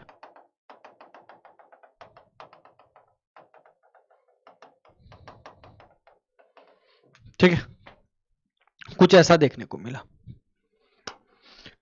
अब ऐसा जो शेप आया, इस शेप को क्या कहा गया? इस शेप का नाम हो गया डंबल। क्या नाम रख दिया गया? डंबल। ठीक, तो इसने इस शेप का नाम क्या रखा? डंबल। और ये क्या है? ये भी ऑर्बिटल है, जहां पर प्रोबेबिलिटी ऑफ इलेक्ट्रॉन कितना है? प्रोबेबिलिटी ऑफ इलेक्ट्रॉन कितना है? Up to 90%। और इस ऑर्बिटल का नाम क्या रखा गया पता है? It is the orbital of P subshell. इस ऑर्बिटल का क्या नाम रखा गया पता है? पी सबशेल का ये ऑर्बिटल है। तो जो तुम पढ़ते हो ना ये डंबल, ये कैसा है? ये इलेक्ट्रॉन क्लाउड्स का डिजाइन है, और ये डिजाइन बदल रहा था जैसे जैसे आप एल को बदल रहे थे। वैसे ही जैसे ही एल बराबर 2 रखा गया, डबल डंबल आ गया, डी शेप, डबल डंबल आ गया, लाइक दिस डबल डंबल देखने को मिला। तो ये सारे चीजें जो शेप थी वो बदल रही थी। लेकिन अगर मैं अभी भी पूछूं कि इसका प्रोबेबिलिटी क्या है, तो बोलेंगे प्रोबेबिलिटी तो अभी भी यहां पर भी है, लेकिन यहां पर इलेक्ट्रॉन क्लाउड का पाने का संभावना घट चुका है। क्या हो चुका है? घट चुका है, खत्म नहीं हुआ है, जीरो नहीं हुआ है। जीरो तो कब हुआ? इंफिनिटी पे जाने पर। तो इसका शेप फिर कैसे ड्रॉ किया गया? ये सरफेस बाउंड्री को खींच करके। किसको? इस सरफेस बाउंड्री को खींच करके। सरफेस बाउंड्री कैसे खींचा जाता है? जहां तक 90% आया वहां पर बाउंड्री खींच दिया गया। अब यहां पर स्फेरिकल शेप नहीं था, अब यहां पर इलेक्ट्रॉन के पाए जाने का मैक्सिमम प्रोबेबिलिटी इस शेप के अंतर्गत आ रहा था। ठीक है, तो जैसे जैसे आप एन, एल और एम का वैल्यूज बदलेंगे वैसे वैसे शेप बदलते जाएगा। शेप खाली नहीं बदलेगा, शेप तो खाली तब बदल रहा था जैसे जैसे आप एल का वैल्यू चेंज कर रहे थे, लेकिन जैसे ही आप एन का वैल्यू चेंज करेंगे तो शेप वही रह जाएगा। मान लो आपने एल को फिक्स रख दिया, एल को फिक्स रख दिया भाई साहब, अब यहां जीरो था, अगर यहां पर भी जीरो होता और एन को आपने 2 से 3 कर दिया होता तो क्या होता पता है? शेप फिर स्फेरिकल ही रहता, लेकिन अब आकार बदल जाता। अब आकार बदल जा रहा था, साइज बदल जा रहा था, साइज बड़ा होते जा रहा था। जैसे जैसे आप एन का वैल्यू को बढ़ाते जा रहे थे, एन के वैल्यू को बढ़ाने पर, मैं यहां पर लिखता हूं, है ना, यहां पर चीजों को लिखता हूं। एन के वैल्यू को बढ़ाने पर साइज बढ़ रहा था, शेप सेम था, शेप सेम आ रहा था। एल बढ़ाने पर शेप चेंज हो रहा था, शेप बढ़ नहीं रहा था, शेप थोड़ी बढ़ता है यार, वो तो चेंज होता है। शेप चेंज हो रहा था, साइज वही था, साइज सेम। एम को चेंज करने पर ओरिएंटेशन चेंज हो रहा था, ओरिएंटेशन चेंज हो रहा था। अब ओरिएंटेशन का मतलब क्या? जिस तरीका से रखा हुआ है उस तरीका से नहीं रखा हुआ रहेगा। मान लो अभी एल एम 0 है तो ये पी जेड पे रखा हुआ है, अगर पी जैसे ही एम का वैल्यू +1 लोगे तो इसका ओरिएंटेशन भी बदल जाएगा। ओरिएंटेशन शायद +z, जेड एक्सिस की तरफ हो जाए। ठीक है, सॉरी एक्स एक्सिस की तरफ हो जाए, -1 ले लिया, वाई एक्सिस की तरफ हो गया। तो जैसे जैसे आप m का वैल्यू बदल रहे थे, इसका ओरिएंटेशन बदल रहा था। ओरिएंटेशन मतलब क्या, 3D स्पेस में ये कैसे रखा हुआ है वो चेंज हो रहा था एंगल।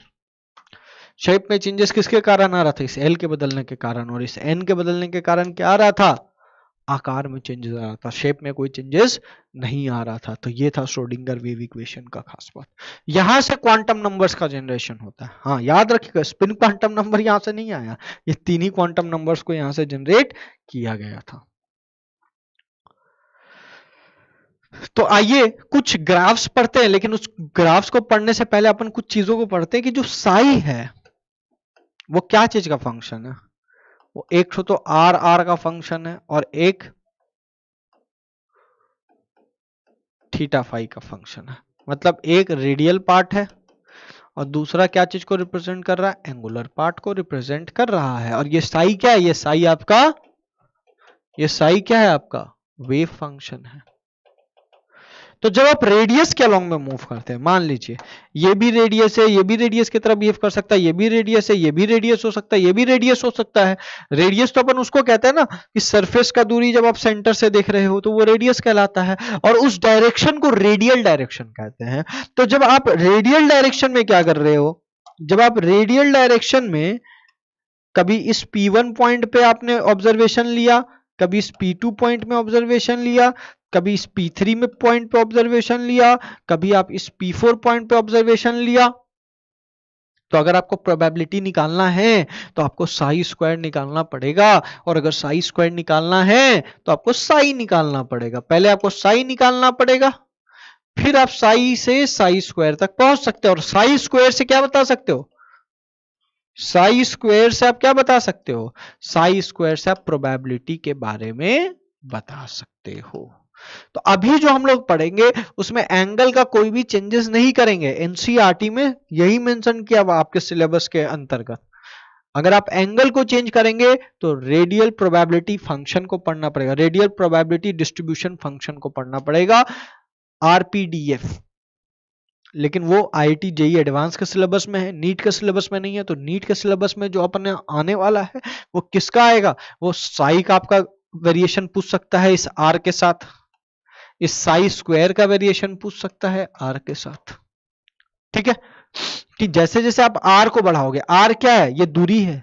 पहले ये आर यहां से यहां तक था, P2 में देख रहे हो तो ये आर यहां से यहां तक हो गया, P3 में देख रहे हो तो ये आर यहां से यहां तक हो गया, P4 में देख रहे हो तो ये आर यहां से यहां तक हो गया। तो आप आर को चेंज करोगे तो इस आर में भी रेडियल फंक्शन में चेंज आएगा, और जैसे ही रेडियल फंक्शन में आएगा इस साई में भी चेंजेस देखने को मिलता है। और वेव फंक्शन में चेंजेस आएगा, तो वेव फंक्शन किस तरीका से चेंज करता है इसको अपने को देखना है। ठीक है, तो ये वेव फंक्शन जिस तरीका से आर पे डिपेंड करता है उन ग्राफ्स को अपने को दिमाग में फिट करना है। ठीक है, अब सुनना मेरी बात को ध्यान से, कि जब आप इस रेडियल डायरेक्शन में पॉइंट्स को बदल रहे हैं तो डिस्टेंसेस तो वेरी कर रही है, और उस बेसिस पे ये वेव फंक्शन भी वेरी करेगा, और वेव फंक्शन वेरी करेगा तो साई स्क्वायर भी वेरी करेगा, और साई स्क्वायर वेरी करेगा तो probability of finding the electron भी वेरी करेगा। लेकिन अगर तुम किसी एक रेडियल डायरेक्शन में जा रहे हो तो याद रखना एंगल में कोई चेंजेस देखने को नहीं मिलता है। तो यहां पर ये पार्ट क्या हो गया, ये पार्ट कांस्टेंट हो गया। जब भी आप ग्राफ किसका बना रहे होंगे, आर और आर का, जब भी आप ग्राफ आर स्क्वायर और आर स्क्वायर आर का बना रहे होंगे तो ये पार्ट उस दौरान क्या हो जाता है, कांस्टेंट हो जाता है। मतलब साई पूरी तरीका से किस पे डिपेंड करेगा, सिर्फ रेडियल पार्ट पे डिपेंड करेगा। अगर आप रेडियल डायरेक्शन में मूव ऑन कर रहे हो, आर का वैल्यू को चेंज कर रहे हो, तो देखो ना अभी भी इसके लिए भी एंगल वही है, इसके लिए भी एंगल वही है, इसके लिए भी एंगल वही है, और इसके लिए भी एंगल वही है। तो थीटा और फाई में कोई चेंजेस नहीं आ रहा है, यहां पर कांस्टेंट है। तो एंगुलर पार्ट को कांस्टेंट रखते हुए हम हम इस आर रेडियल पार्ट का वेरिएशन को प्लॉट करेंगे किसके बेसिस पे, ये स्मॉल आर के बेसिस पे। वेरी तो स्मॉल आर कर रहा है, ये कैपिटल आर क्या है, ये तो रेडियल फंक्शन है ना, ये तो रेडियल फंक्शन है। और ये रेडियल फंक्शन क्या चीज पे डिपेंड कर रहा है, ये स्मॉल आर का वैल्यू पे डिपेंड कर रहा है। और ये स्मॉल आर क्या है, ये दूरी को बता रहा है, कितना कितना दूर आगे बढ़ते जा रहे हैं। ठीक है बेटा, तो आइए आगे देखते हैं कि किस तरीका से ये वेरी करता है। तो अपन सबसे पहला जो ग्राफ देखेंगे वो variation of R with R देखेंगे। Variation of R with R, ये आर क्या है, ये रेडियल फंक्शन है। हाँ, आपको एग्जाम में हो सकता है इस आर आर के जगह पे या एनसीईआरटी में भी लिखा हुआ है, जो ग्राफ दिया हुआ है ये वाला, ये साई आर के बीच में दे दे, साई 1s लिख दे या साई 2s लिख दे। तो हम हर एक ऑर्बिटल का आपको ग्राफ बता रहे हैं, 1s का 2s का, है ना। तो मेरा मेन मकसद क्या है समझाने का, कि अगर ऐसा ग्राफ दे दे और चाहे ऐसा दे दे, बात एक ही है। कारण, क्योंकि अभी हमने देखा ना साई किस पे सिर्फ डिपेंड कर रहा, आर आर पे। ये जो एंगुलर पार्ट था थीटा, ये क्या हो चुका है, ये कांस्टेंट। मतलब आप r r versus r graph plot करो, चाहे साई वर्सेस आर प्लॉट करो, बात सेम है। रटने की कोई आवश्यकता नहीं है, सर आर आर वाला दे दिया तो साई वाला दे दिया तो, कंफ्यूज नहीं होना, दोनों चीज सेम ही है। कारण भी तुमको अब मैंने समझा दिया। तो जब प्लॉटिंग किया गया तो ग्राफ कुछ ऐसा निकल कर के आया। और ये जो ग्राफ था ये किसका था पता है, ये ग्राफ 1s का था। किसका था, 1s का था। ठीक है, फिर ये ग्राफ क्या चीज का निकल करके आया, 2s का। ये ग्राफ क्या चीज का निकल करके आया, 3s का निकल करके आया। तो मेरा एक सवाल कि सर कैसे याद रखेंगे इन ग्राफ्स को। तो एक बात याद रखना, ग्राफ हमेशा आर के केस में, किसके केस में, आर के केस में हमेशा ऊपर से आएगा। जब भी आप रेडियल फंक्शन या साई विथ आर आप प्लॉटिंग कर रहे होंगे तो हमेशा ग्राफ ऊपर से नीचे की ओर आएगा। ये ऐसा क्यों होता है, क्योंकि इसको फिर मैथमेटिकल फंक्शन के थ्रू समझना पड़ेगा और वो नीट के सिलेबस में नहीं है। ठीक है, तो अपन वहां टाइम वेस्ट नहीं करेंगे, सिर्फ डायरेक्ट सवाल पूछा जा सकता है इनमें से कौन सा ऑर्बिटल का। खासकर तो 1s 2s और 2p वाला ही आपके सिलेबस में है, देखना एनसीईआरटी में वही डायग्राम बना हुआ है, इसके अलावा नहीं। लेकिन मैं और भी चीजों को बता रहा हूं, एक शॉर्टकट टेक्निक बता रहा हूं। जब भी आप आर और आर का ग्राफ प्लॉट करेंगे तो हमेशा ग्राफ ऐसे ही आएगा। अब सवाल उठता है ये इसको काटेगा कि नहीं काटेगा, ये सवाल उठता है। तो उसको निकालने के लिए, जो कि ये आर और आर का ग्राफ है, तो यहां पर नोड्स जनरेट होते हैं। एक टर्म आता है नोड्स। तो यहां पर कौन सा नोड जनरेट होगा, यहां पर n-l-1 वाला नोड जनरेट होगा। बोलोगे सर क्यों, क्योंकि ये स्फेरिकल नोड को दर्शाता है और इसी स्फेरिकल नोड को रेडियल नोड भी कहते हैं। तो यहां जो तुम ग्राफ प्लॉट कर रहे हो वो रेडियल फंक्शन वर्सेस आर के बेसिस पे कर रहे हो, तो यहां पर जो नोड जनरेट होगा वो भी रेडियल नोड वाला ही जनरेट होगा। तो रेडियल नोड का फॉर्मूला क्या है, n-l-1। क्या है, n-l-1 है। अब यहां से आपको नोड के बारे में पता चल गया, लेकिन कैसा नोड के बारे में पता चला, ये ध्यान रखना, रेडियल नोड्स के बारे में पता चला। और आपके सिलेबस में जो ग्राफ है वो भी रेडियल फंक्शन और आर के बीच का ही ग्राफ है। तो अगर आपको नोड्स पता चल गया तो आप आराम से बता सकते हो कि इसको काटेगा कि नहीं काटेगा। बोले कि सर नोड्स क्या बताता है, तो नोड्स बताता है जहां पर इलेक्ट्रॉन की प्रोबेबिलिटी क्या हो, इलेक्ट्रॉन की प्रोबेबिलिटी क्या हो, 0 हो। तो 0 जब होगी प्रोबेबिलिटी तो साई का वैल्यू 0 हो जाएगा। और अगर साई का वैल्यू 0 हो गया तो साई स्क्वायर ऑटोमेटिकली 0 हो जाएगा। तो अगर प्रोबेबिलिटी हमको 0 फाइंड करना है तो साई स्क्वायर 0 होना चाहिए, और अगर साई स्क्वायर 0 है तो साई भी 0 होगा उस पॉइंट पे, उस पोजीशन पे। तो अब कहां पर 0 होगा, एक तो इंफिनिटी पे 0 होगा, ये बात तो क्लियर है। तो ये सारे ग्राफ्स देखो इंफिनिटी तक जा रहे हैं। और कहां कहां पर 0 हो सकता है, किस किस पोजीशन पे 0 हो सकता है, तो उन पोजीशंस का एग्जैक्ट कैलकुलेशन फिर से मैं बोलूंगा सिलेबस में नहीं है, ना दिमाग लगाए।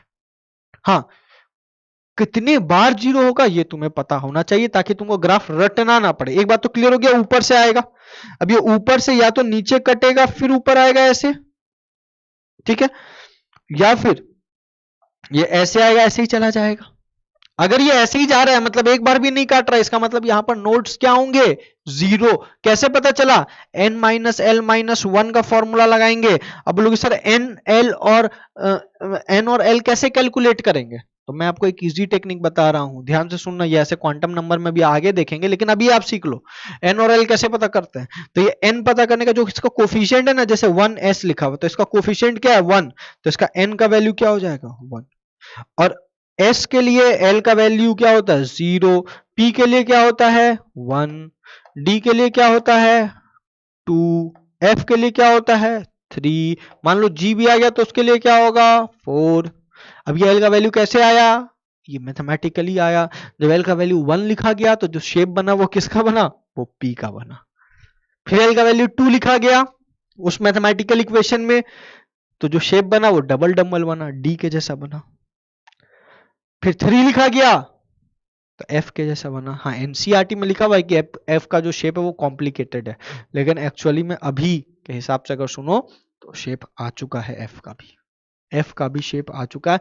हाँ, वो बात अलग है कि एनसीईआरटी में मेंशन नहीं किया गया है क्या शेप है, तो आपको कॉम्प्लिकेटेड ही मार करके आना है एग्जाम में, और वही आपका आंसर होगा।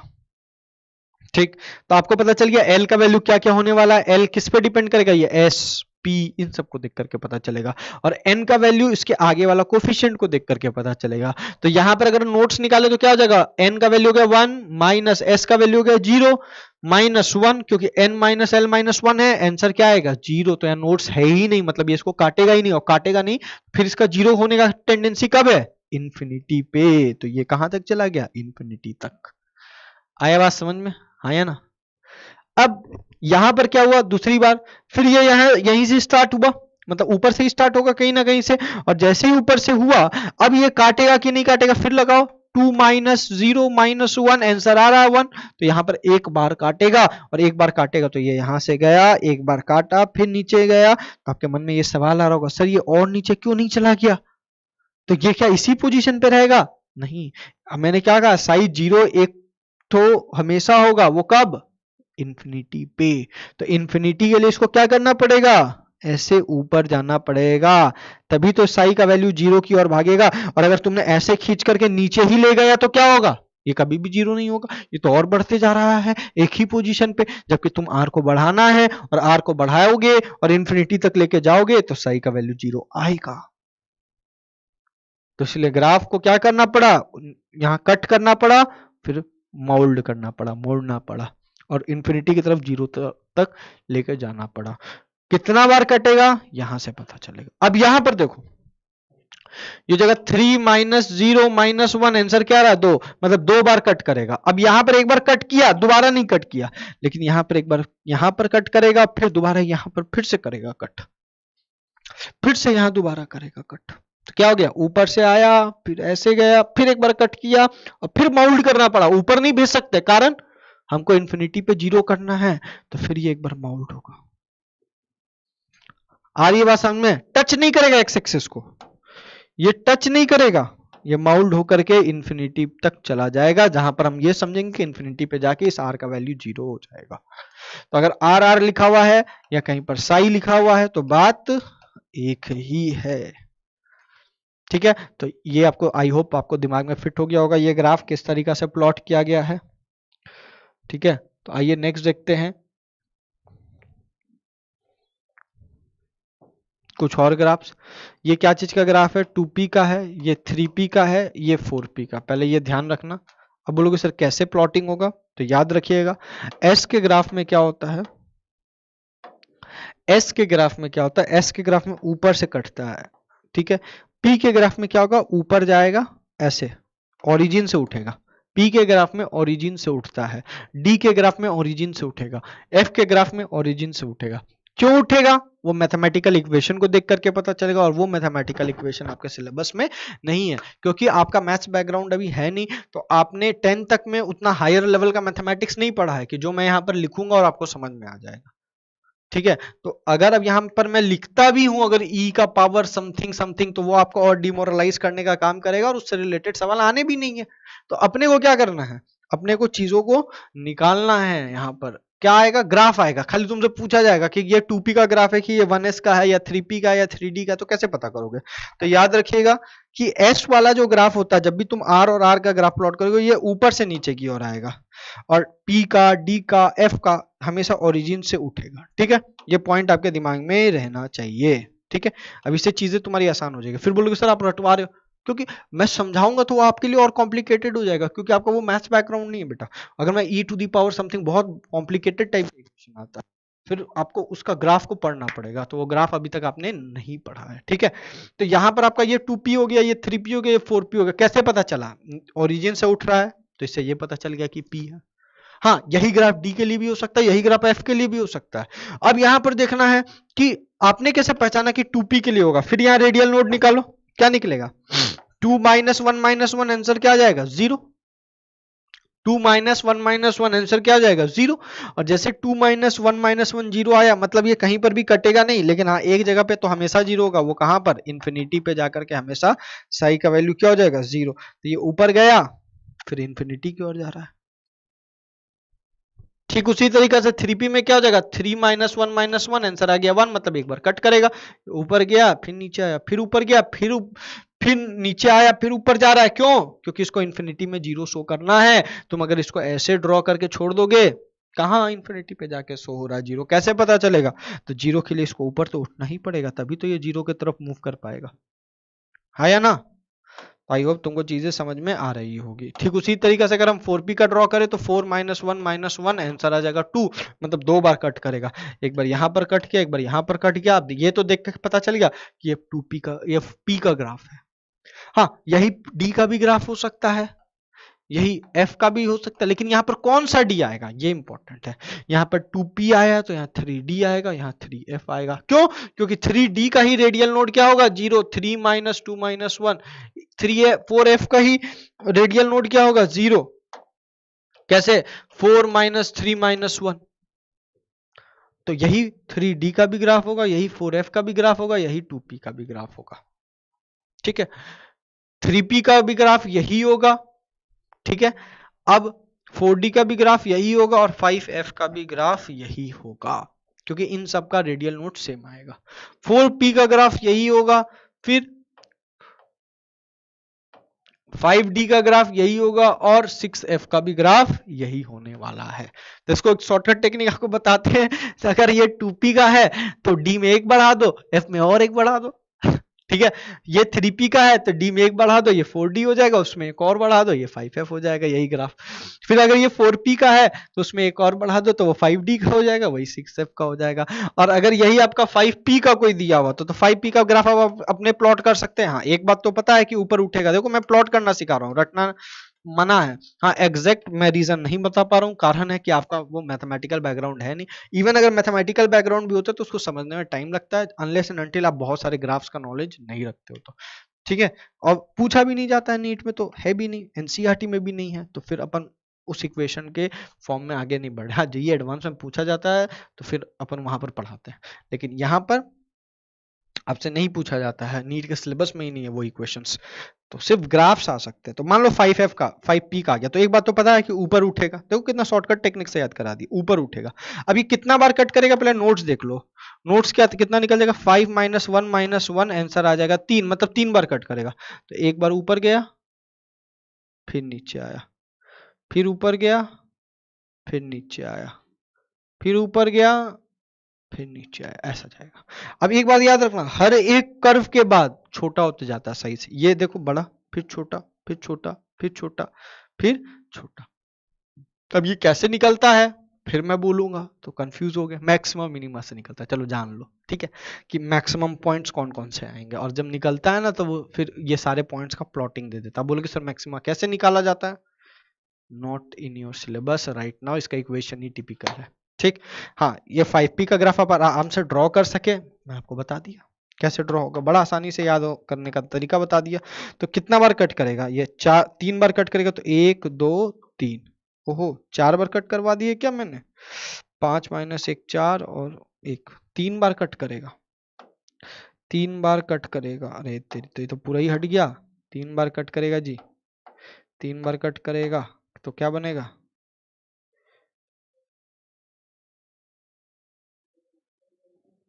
अब यही बनेगा, ये ऊपर नहीं जाएगा, क्यों? 3 बार कट कर गया, 1 2 3 हो गया। अब ये हो गया आपका 5p का ग्राफ, ये हो गया आपका 5p का ग्राफ, ठीक। ये हो गया आपका 5p का ग्राफ। अब ये 5p का और क्या क्या चीज को रिप्रेजेंट कर सकते, अगर ये 5p का है तो 6 का कौन सा होगा, एक बढ़ा दो, 6d 7 का कौन सा होगा, एक और बढ़ा दो, 7f को रिप्रेजेंट कर रहा होगा, ठीक है। तो आप किसी का भी बता सकते हो चुटकियों में ग्राफ, ठीक है। इसको देख के बहुत जन डर जाते हैं, अरे सर कैसे याद करेंगे, ठीक। अब आपने p का देख लिया और s का भी देख लिया, d का भी देख लिया, f का भी देख लिया, हर तरह का r का वेरिएशन r के साथ आपने देख लिया, और जो r का वेरिएशन है वही साई का वेरिएशन होगा r के साथ, है ना। तो अगर अपन आगे बढ़े तो अगर कहीं साई का वेरिएशन लिखा हुआ है तो आपके सिलेबस में साई का वेरिएशन आर के हिसाब से ही बताना है। लेकिन ज्यादा सही कौन है, साई लिखना ज्यादा सही है कि आर लिखना ज्यादा सही है? तो आप बोलना सर आर लिखना ज्यादा सही है, कारण क्योंकि साई में तो फिर एंगुलर पार्ट भी आता है ना। वो बात अलग है कि आप रेडियल पार्ट ले रहे हैं तो एंगुलर पार्ट कांस्टेंट है, लेकिन ज्यादा सही क्या होगा, साई लिखना ज्यादा सही नहीं होता है। लेकिन कहीं लिखा हुआ है तो आपको प्लॉटिंग इसी के बेसिस में करना है, क्योंकि आपके सिलेबस में रेडियल पार्ट वाला ही डायग्राम है ना बेटा, रेडियल पार्ट वाला डायग्राम ही है, ठीक है। एंगुलर पार्ट का वेरिएशन वाला डायग्राम आपके सिलेबस में नहीं है। अब आपका आर स्क्वायर का, अब ये क्या चीज का है, 1s का ही है। देखो स्क्वायर करने से क्या होगा, अब आर का अगर 1s के साथ देखोगे तो ग्राफ कैसा बन रहा था, ऐसा। अब स्क्वायर हो गया तो ये थिकनेस खाली बढ़ जाता, मोटाई बढ़ जाएगा, शेप वैसा ही आएगा, शेप वैसा ही आएगा। अब ये किसका हो गया, याद करो, अगर r और r का 2s वाला याद है तो वो कुछ ऐसा था, याद आ रहा है। अब r स्क्वायर हो गया तो जो नेगेटिव पार्ट है वो पॉजिटिव बन जाएगा। अब यहां कोई नेगेटिव पार्ट ही नहीं था तो यहां पॉजिटिव किसको बनाते, लेकिन यहां पर तो नेगेटिव पार्ट है 2s वाले में। तो जैसे ही आप इसका आर स्क्वायर का ग्राफ प्लॉटिंग करोगे तो ये क्या हो जाएगा, ऊपर आ जाएगा।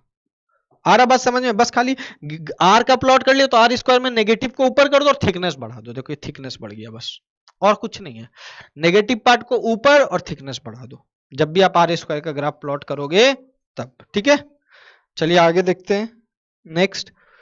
ये ग्राफ किसका हो गया, देखो कितना बार काट रहा है, कितना बार काट रहा है, बस काटना, देखो 1 2, अब 1 2 तो हो गया, ठीक है। तो ये किसका हो जाएगा, 3s, 3 - 0 - 1 आंसर हो गया 2, तो ये हो गया 3s का ग्राफ, ठीक है।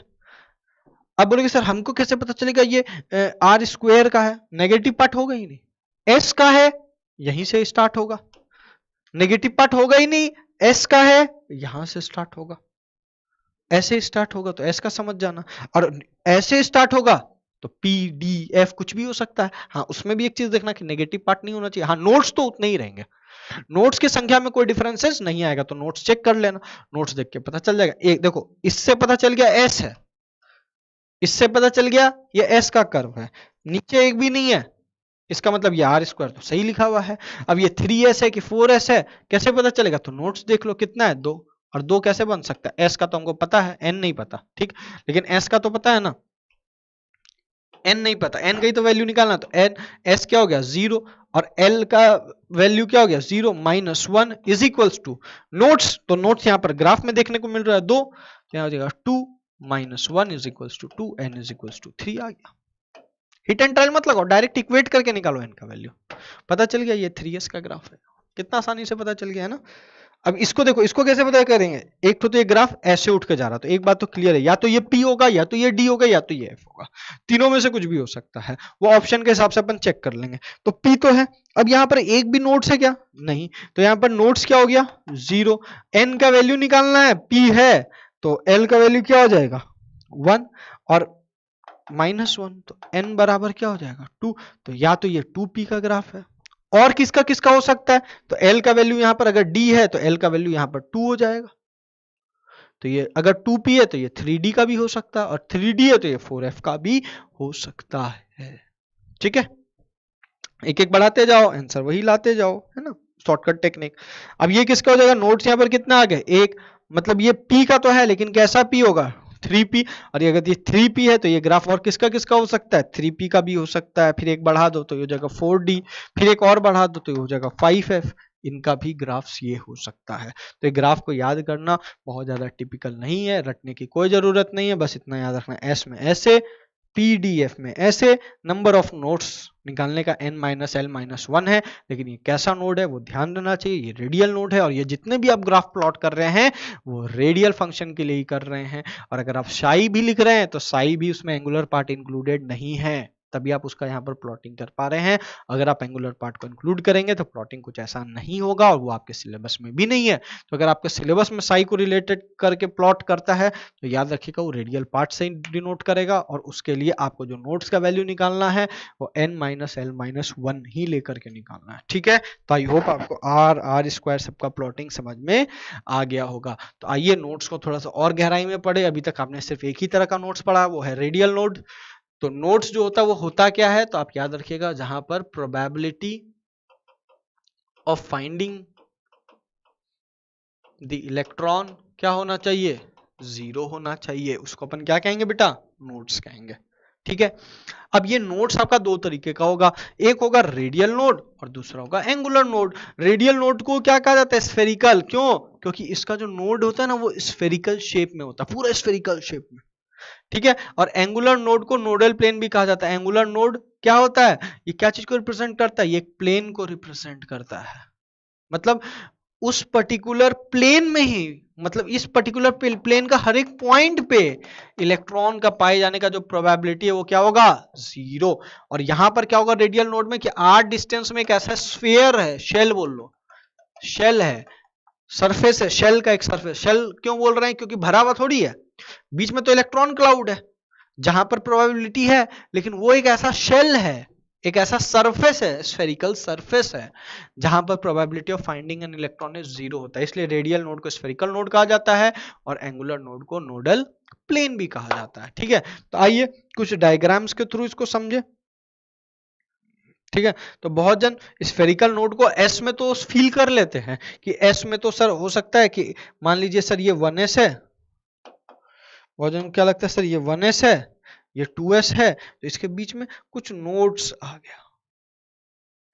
ठीक है, ये स्फेरिकल शेल का होगा तो इसीलिए इसका नाम स्फेरिकल नोड पड़ा, क्योंकि ये स्फेरिकल शेप में। लेकिन पी में इमेजिन करना बड़ा मुश्किल हो जाता है बच्चों के लिए। तो अगर अपन इसको पी में देखेंगे तो कैसे देखेंगे, तो ये पी सब शेल है और इस पी सब शेल में भी देखो ये स्फेरिकल नोड्स जनरेट हो रहे हैं। ये कैसे नोड्स जनरेट हो रहे हैं, ऐसे जनरेट हो रहे हैं। इसको गोल से ऐसे मिलाओ तो ये भी कैसा नोड जनरेट हो जाएगा, स्फेरिकल शेप में हो जाएगा। तो यहां पर भी ये जो नोड्स यहां पर प्रेजेंट है वो किस फॉर्म में है, वो स्फेरिकल फॉर्म में है। तो इस पी सब शेल में भी स्फेरिकल नोड्स प्रेजेंट हो सकते हैं।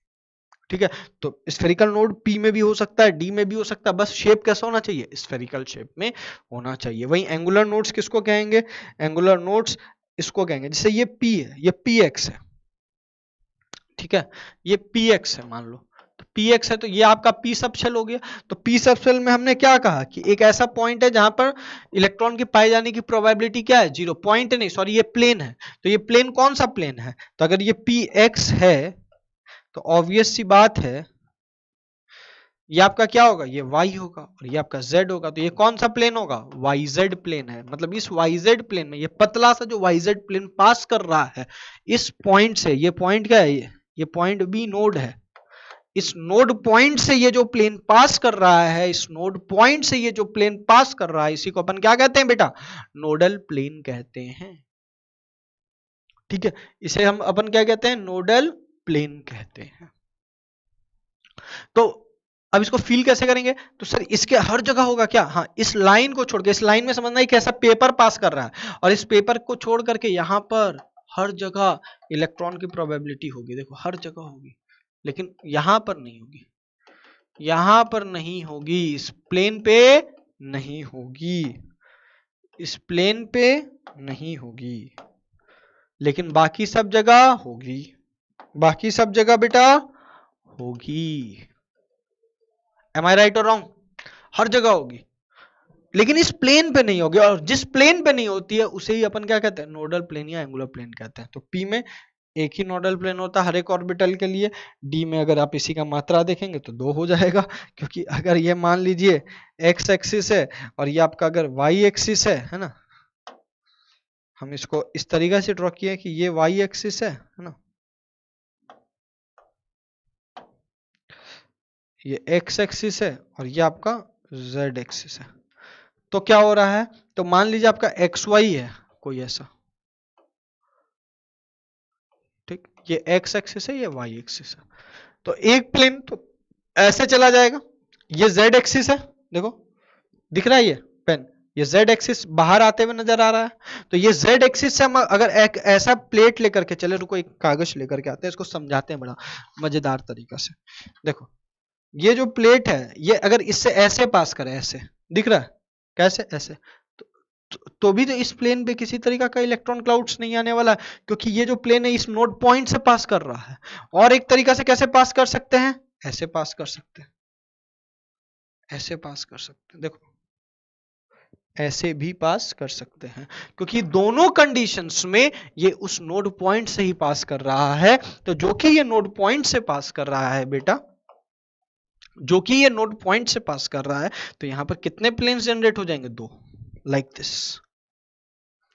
तो अब बोलोगे सर हम हर जगह इमेजिन करेंगे क्या, कोई ऐसा टेक्निक बताइए जैसे रेडियल नोड का बताए थे, है ना, तो उसका भी टेक्निक बताते हैं। तो रेडियल नोड निकालने का क्या टेक्निक बताए थे बेटा, n minus L minus one. देखो स्फेरिकल शेल में आप आराम से इसका फॉर्मूला लगा करके बता सकते हो कितने रेडियल नोड्स होंगे। अगर मैं बात करूं एंगुलर नोड का, तो एंगुलर नोड का फॉर्मूला सिर्फ एल होता है, सिर्फ क्या होता है, एल। एल को एंगुलर, मतलब अगर किसी एल का वैल्यू 0 है, जैसे जितने भी एस एल है 1 2s 3s 4s, अगर मैं पूछूंगा वहां एंगुलर नोड से क्या, बोलेंगे नहीं। क्यों, क्योंकि हर एक एस के लिए एल का वैल्यू क्या आएगा, 0, और अगर हर एक एस के लिए एल का वैल्यू 0 आएगा मतलब वहां पर कोई भी एंगुलर नोड्स नहीं है। कोई भी एंगुलर नोड्स नहीं है तो इससे अपन एक बात और निकाल सकते हैं कि वहां पर किसी भी प्रकार का नोडल प्लेन एग्जिस्ट नहीं करता है in case of S subshell orbitals, ठीक है। और वहीं अगर अपन पी सबशेल ऑर्बिटल्स का बात करें, तो पी सबशेल ऑर्बिटल में पी का वैल्यू क्या होता है, पी के लिए एल का वैल्यू क्या होता है, 1, तो इसमें एक नोडल प्लेन है। डी में कितना होगा, 2 नोडल प्लेन है, ठीक है। तो यहां से आप क्या निकाल सकते हो, यहां से बड़े आसानी से आप नंबर ऑफ नोडल प्लेन्स निकाल सकते हो by using the value of L, क्योंकि एल ही क्या बताएगा आपको, एंगुलर नोड का जानकारी देगा। रेडियल नोड का जानकारी n minus L minus one दोनों देगा। हाँ, अपन ये कह सकते हैं, अब इससे क्या सीखने को मिल रहा है कि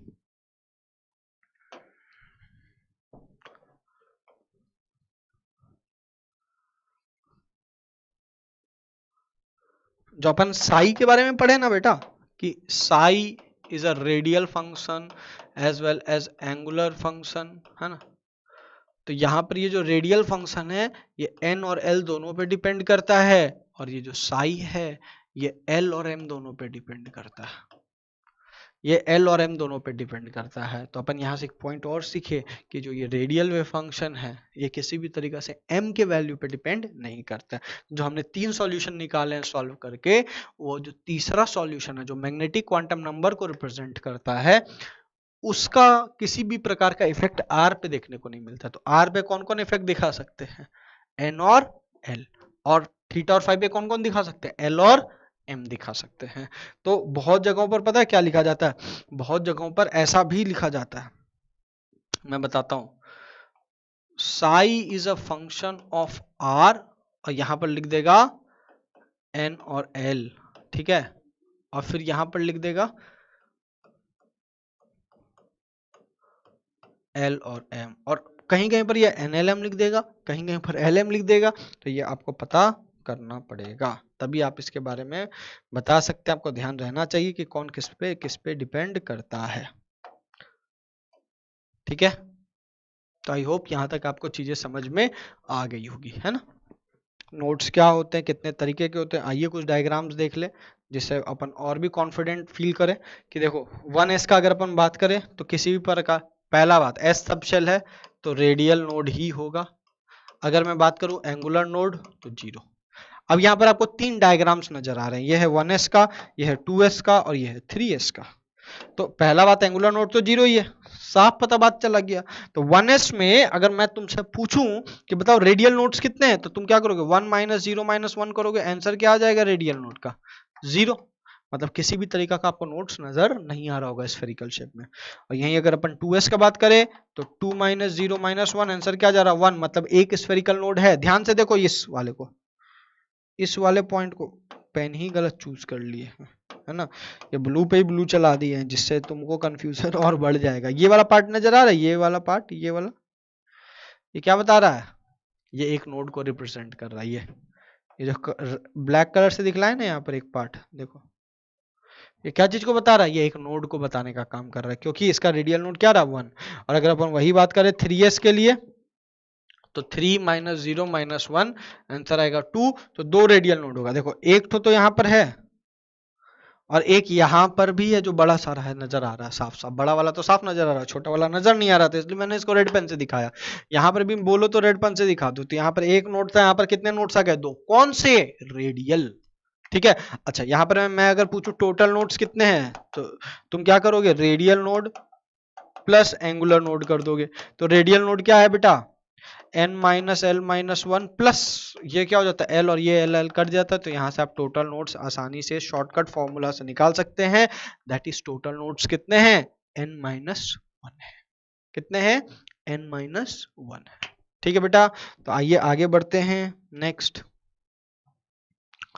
एंगुलर नोड्स। एंगुलर नोड्स अब हमको पी सब शेल का देखना है। पी सब शेल का शेल शेप कैसा होता है अपन ने देख लिया, डंबल शेप होता है। ठीक है ना, इसका नाम डंबल क्यों पड़ा पता है, वो बॉडी बिल्डिंग वाले देखते हैं ना, बॉडी बिल्डिंग वाले का डंबल ही ऐसा होता है ना। ठीक है, तो ये डंबल शेप का है। हाँ ड्राइंग मेरा थोड़ा सा खराब है, कोई दिक्कत की बात नहीं है, संभाल लेना, है ना। तो डंबल शेप की तरह है। तो यहाँ पर आप कैसे निकालोगे प्लेन्स, तो यहाँ पर तुम्हारा पी सब शेल है, तो यहाँ पर पी सब शेल के लिए एंगुलर नोड्स ही निकले, एंगुलर नोड्स ही अभी हम लोग को देखना है। स्फेरिकल अगर निकालना होगा तो आप आराम से निकाल लेना n माइनस एल माइनस 1 लेकर के, क्योंकि उसमें फिर आपको 2p 3p हर एक के लिए अलग अलग आएगा।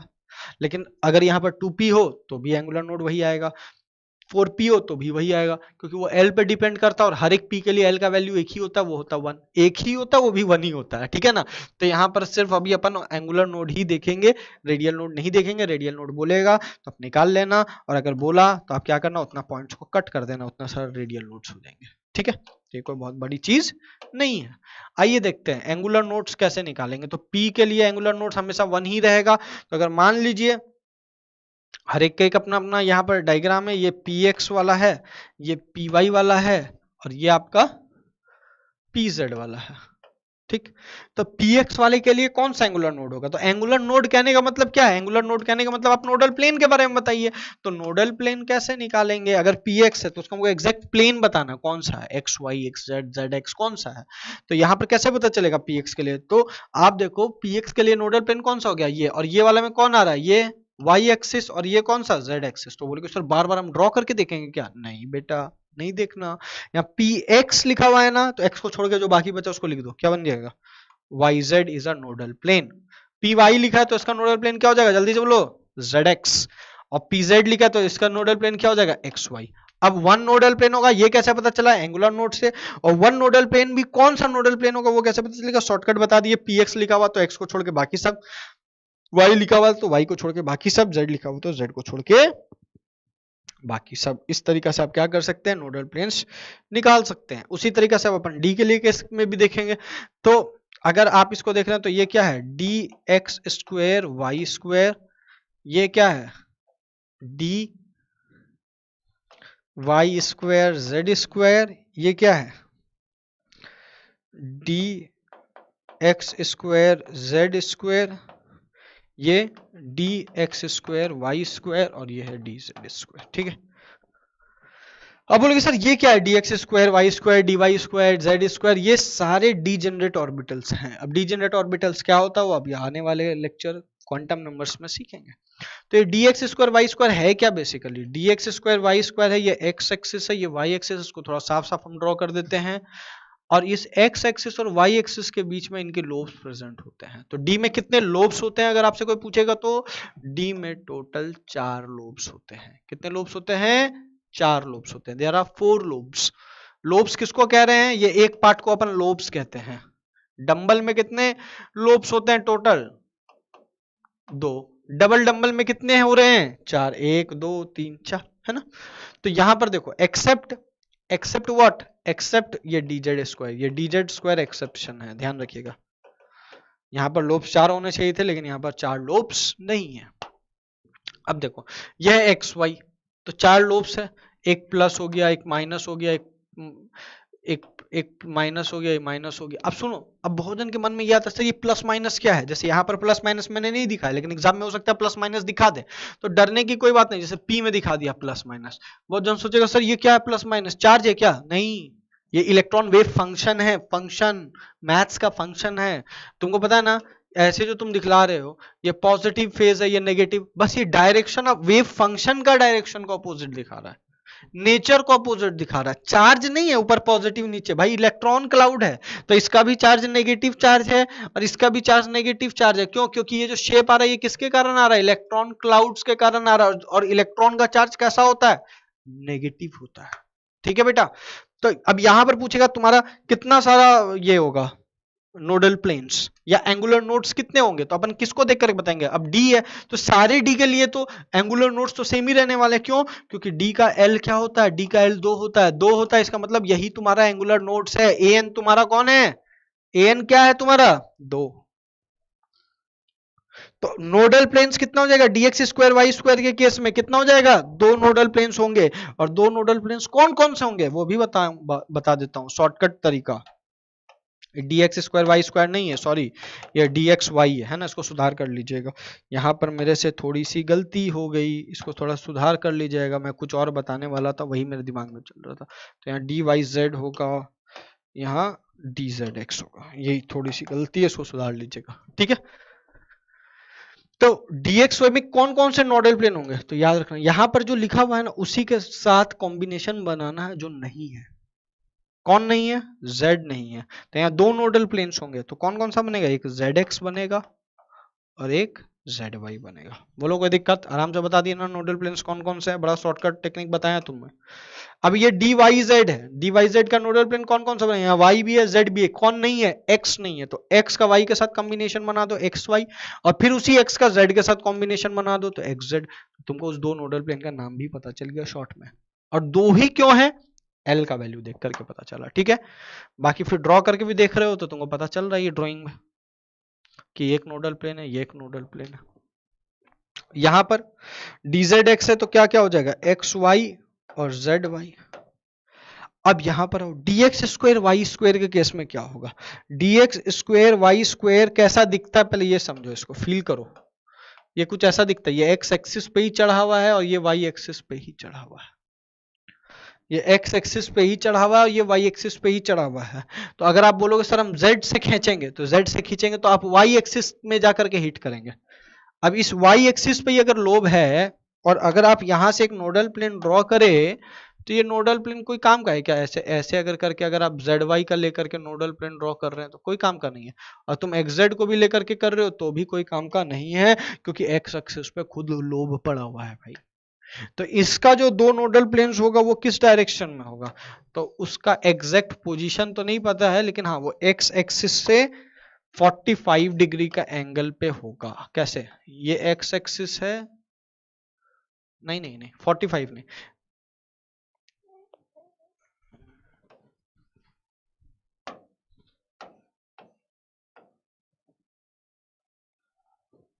अब इसका नोडल प्लेन अगर अपन ध्यान से देखें तो क्या हो सकता है? ये पॉइंट हो सकता है, हमको एक ऐसा टेढ़ा करके डालना पड़ेगा तब जाकर के वो नोडल प्लेन क्रिएट होगा। एक नोडल प्लेन क्या हो सकता है? ये हो सकता है, हाँ या ना? तो इन दोनों नोडल प्लेन के बीच में एंगल कितना? अभी भी 90 डिग्री है, लेकिन ये x एक्सिस से कितना एंगल बना रहा है? x एक्सिस से 45 डिग्री का एंगल बनाता है।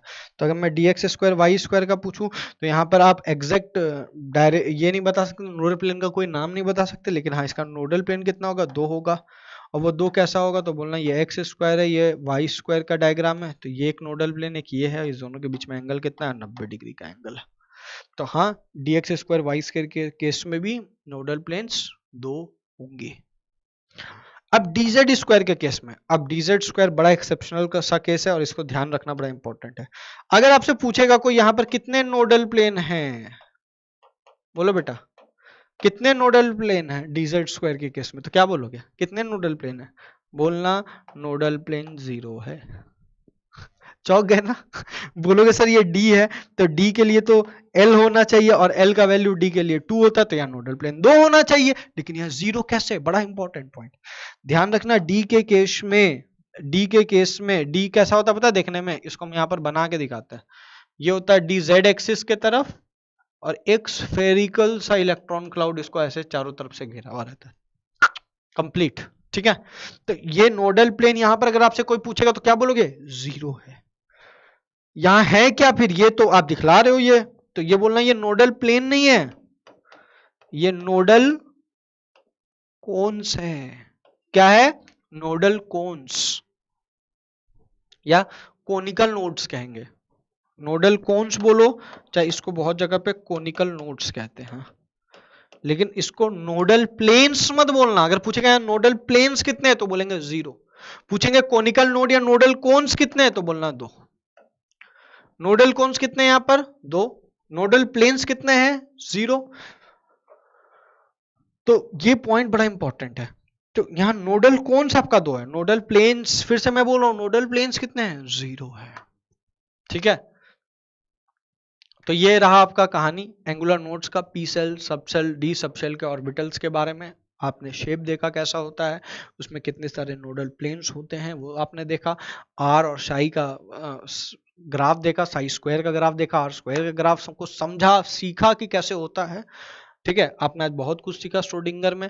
अब मेरा कुछ सवाल, इसमें थोड़ा सा लेवल को मैं बढ़ाता हूं। इसमें एक सवाल हो सकता है पूछ लिया जाए कि जीरेड और अनजीरेड ऑर्बिटल्स किसको कहते हैं। एक सवाल यहां पर पूछा जा सकता है कि जीरेड और अनजीरेड ऑर्बिटल्स किसको कहते हैं। तो जीरेड ऑर्बिटल्स किसको कहेंगे और अनजीरेड ऑर्बिटल्स किसको कहेंगे। तो जीरेड ऑर्बिटल्स हम अपन उसको कहते हैं जिसमें even number of nodal planes हो, नोडल प्लेन्स हो, और जिसमें odd number of nodal planes हो उसको अपन क्या कहते हैं, अनजीरेड। दूसरी बात, जीरेड और अनजीरेड एस सबशेल के लिए एप्लीकेबल नहीं है, क्योंकि एस सबशेल तुम्हारा, उसमें आप कहोगे नोडल प्लेन क्या है, जीरो, तो आप वहां जीरेड ही होंगे। जितने भी 1s वाले हैं वो क्या होने वाले हैं, वो जीरेड ही होने वाले हैं, क्योंकि आप बोलोगे नोडल प्लेन क्या है, जीरो। और थोड़ा सा पीछे चले, इन सब में अगर मैं पूछूं कौन सा जीरेड, तो बोलेंगे सारे के सारे ही जीरेड है। इसको साई जीरेड ऐसे दिखलाते हैं, ये भी साई जीरेड, ये भी साई जीरेड। कारण अब यहां पर तीनों केस में नोडल प्लेन्स क्या हो गए, नोडल प्लेन्स क्या है, जीरो। और जीरो क्या 2 से डिवाइड होता है, होता है। अगर ये 2 से डिवाइड होता है तो जीरो क्या कहलाएगा, इवन नंबर। ठीक है, तो अगर मैं पूछूं कि एस सब शेल कोई भी आ जाए, सब जीरेड, यहां पर क्या आ जाएगा, नोडल प्लेन्स 1, यहां नोडल प्लेन 1, यहां नोडल प्लेन 1, और 1 क्या, इवन की ऑड, ऑड। तो अगर ऑड है तो ये क्या हो जाएगा, साई अनजीरेड। क्या लिखेंगे, साई अनजीरेड। क्या लिखोगे बेटा, साई अनजीरेड। इसके लिए क्या लिखोगे, साई अनजीरेड। इसके लिए क्या लिखोगे, साई अनजीरेड। कारण है समझ में, क्योंकि यहाँ नोडल प्लेन्स क्या, ऑड नंबर्स में। ठीक उसी तरीका से अगर अपन एंगुलर नोड डीजेड स्क्वायर के केस में देखे बेटा, तो डीएक्स वाई के केस में नोडल प्लेन्स कितने हैं, 2। तो आप क्या बोलोगे, जीरेड। इसको भी क्या बोलोगे, जीरेड। इसको भी क्या बोलोगे, जीरेड। इसको भी क्या बोलोगे, जीरेड। इसको क्या बोलोगे, जीरेड। अब मेरा सवाल, इसको जो तुम जीरेड बोल रहे हो वो क्यों बोल रहे हो, वो 2 नोडल प्लेन्स के कारण बोल रहे हो कि वो 0 नोडल प्लेन्स के कारण बोल रहे हो। ये बड़ा इंपॉर्टेंट क्वेश्चन है। हाँ, तो ये 0 नोडल प्लेन्स के कारण अपन इसको क्या कहते हैं, जीरेड बोलते हैं। क्या बोलते हैं, जीरेड एटॉमिक ऑर्बिटल्स। ठीक है, जीरेड एटॉमिक ऑर्बिटल्स भी हो सकता है, जीरेड मॉलिक्यूलर ऑर्बिटल्स भी हो सकता है। मॉलिक्यूलर ऑर्बिटल्स का कंसेप्ट अपन केमिकल बॉन्डिंग में पढ़ेंगे। तो फिलहाल एटॉमिक ऑर्बिटल पढ़ रहे थे, तो इसीलिए यहाँ पर अपन ने थोड़ा सा जीरेड और अनजीरेड का कॉन्सेप्ट भी देख लिया। ठीक है बेटा, तो आई होप आपको अच्छा से आज की क्लास समझ में आई होगी। और अगर आपको आज की क्लास बड़ी अच्छे से समझ में आई है तो लाइक करें, सब्सक्राइब करें और शेयर करें, है ना। जय हिंद।